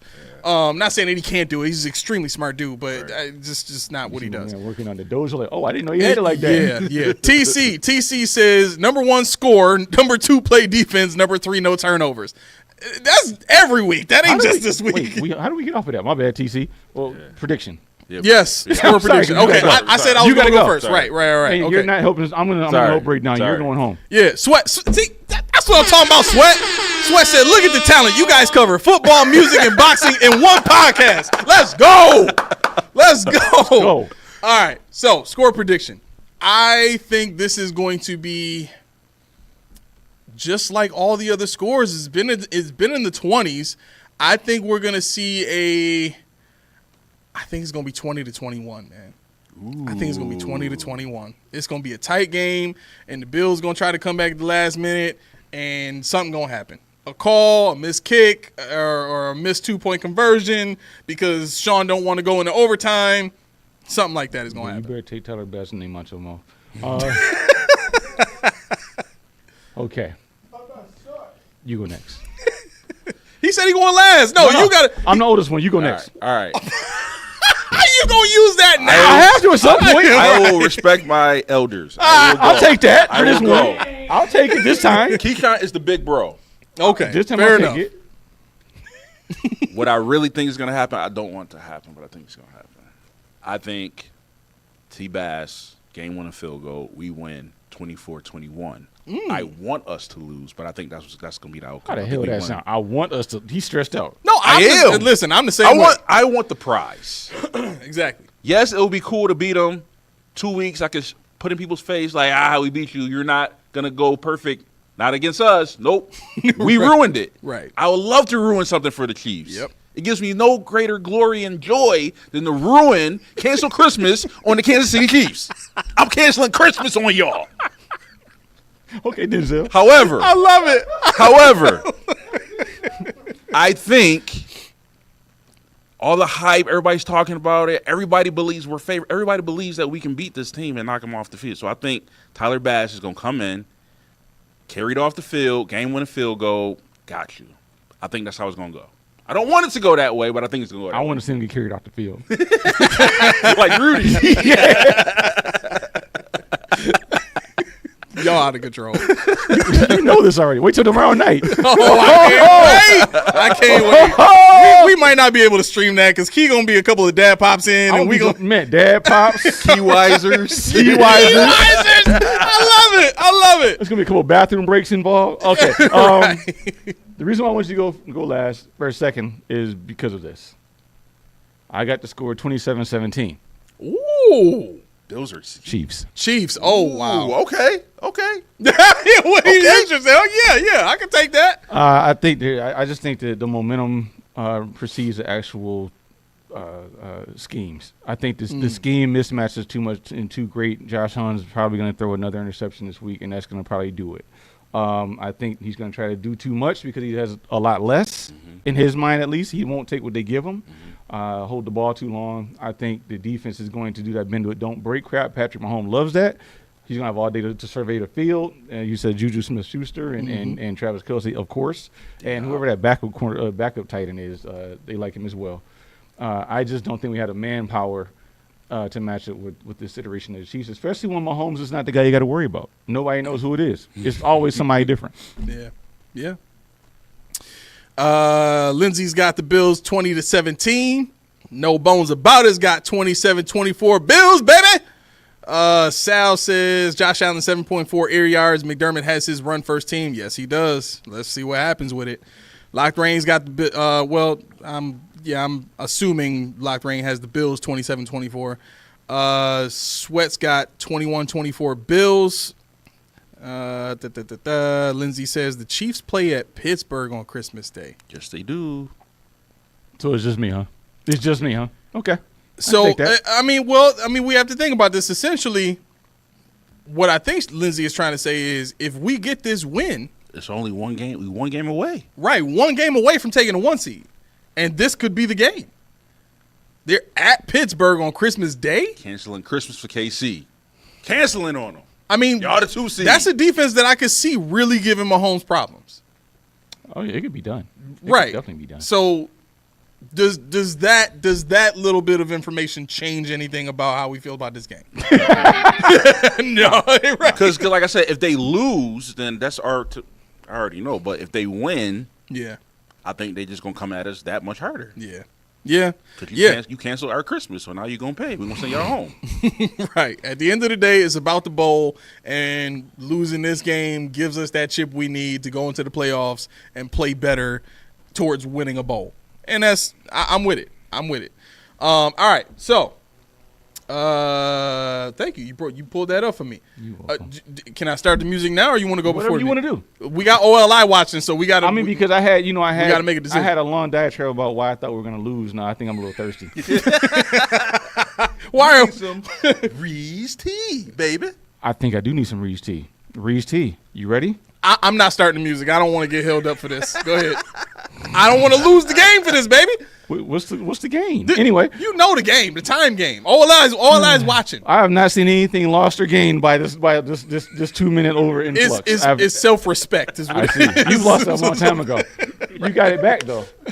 Meanwhile, listen. Y'all can thank us for bringing up boxing and bringing up everything else that we brought up in the last 20 minutes because it's 8:20. We're going to change this show's name to Barbershop. We're going to talk about everything. We need to. Yeah. No, you ready? I'll do it. Yep. All right. This show is brought to you by Reese Tea. 1 part refreshing, 1 part delicious, 2 parts healthy. That's what you can expect when there are only 4 ingredients. I don't even drink tea, but let me tell you, that's a good drink there. What are you doing? Head on over to Reese. Get your supply by the case or individual. Why would you do that? Get the case. You won't be disappointed. But what do I know? See for yourself. Reese Tea. Click the link in the description and use the code DUDE to let them know who sent you. All right. Listen, I keep saying this. You know what I'm going to have to do? I'm going to have to learn to nag like my wife nags. Like, she has mastered it. I'm joking. She's mastered the art of strong persuasion, I'll say. Because we need some bottles of Reese tea up here, and I need to figure out how to get some up here. Vu Gaming got the Bills. Whoa, 31-17? Okay. Bills? Okay. I mean, I'm assuming it's Bills. I know you're a Sean McDermott fan. I didn't think you was watching, babe. Dang. You're supposed to be at the dance. Focus on the dance. All right, let me get this started. Get it out of here. Before you do, I just got one thing. Sure. I'm trying to start little polls in the community, so just check the community out. Get your notifications on, get your subscription on. There's polls in there. There's 2 right there answering right now. Just lighthearted stuff, nothing too serious, but think about it. Yes. All different types of content available on the channel for you. Definitely go check that out. With that being said, I want to thank everybody for tuning in. I want to thank everybody. If this is your first time checking us out, first time in the chat, y'all are all welcome to join us anytime you want on any of our social media pages, and we can have conversations there. You can comment on our materials there and stuff like that. All of those links to our social media are in the description of this video. If you have not done so already, please give us a like, give us a subscribe. Also, please hit that bell, make that thing Ring-a-ling-a-ling. so that you can get notifications when we send notifications. Like, we were supposed to have Coach D on the show today. Weren't able to make that happen. He's out of town right now, handling some very big time business. Okay, hopefully we can get him back with us for next for the bye week, and we'll kind of take some time to look at what happened in the Chiefs game and stuff like that. We'll get to it. All right. With that being said, we love y'all. We appreciate y'all. Thank y'all for tuning in, especially on a Friday night. I know it's getting cold, but there's still so much to do in so many different places, but y'all chose to hang with us for a little bit. So we appreciate that. Go Bills on Sunday.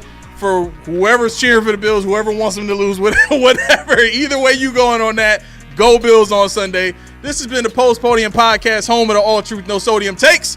I have been your co-host, Aramis. Melly Mack. 40 keys. Don't forget, next week, bye week. We're going to have some fun next week. I got some things lined up. Yeah. All right, y'all. Have a great night. Peace.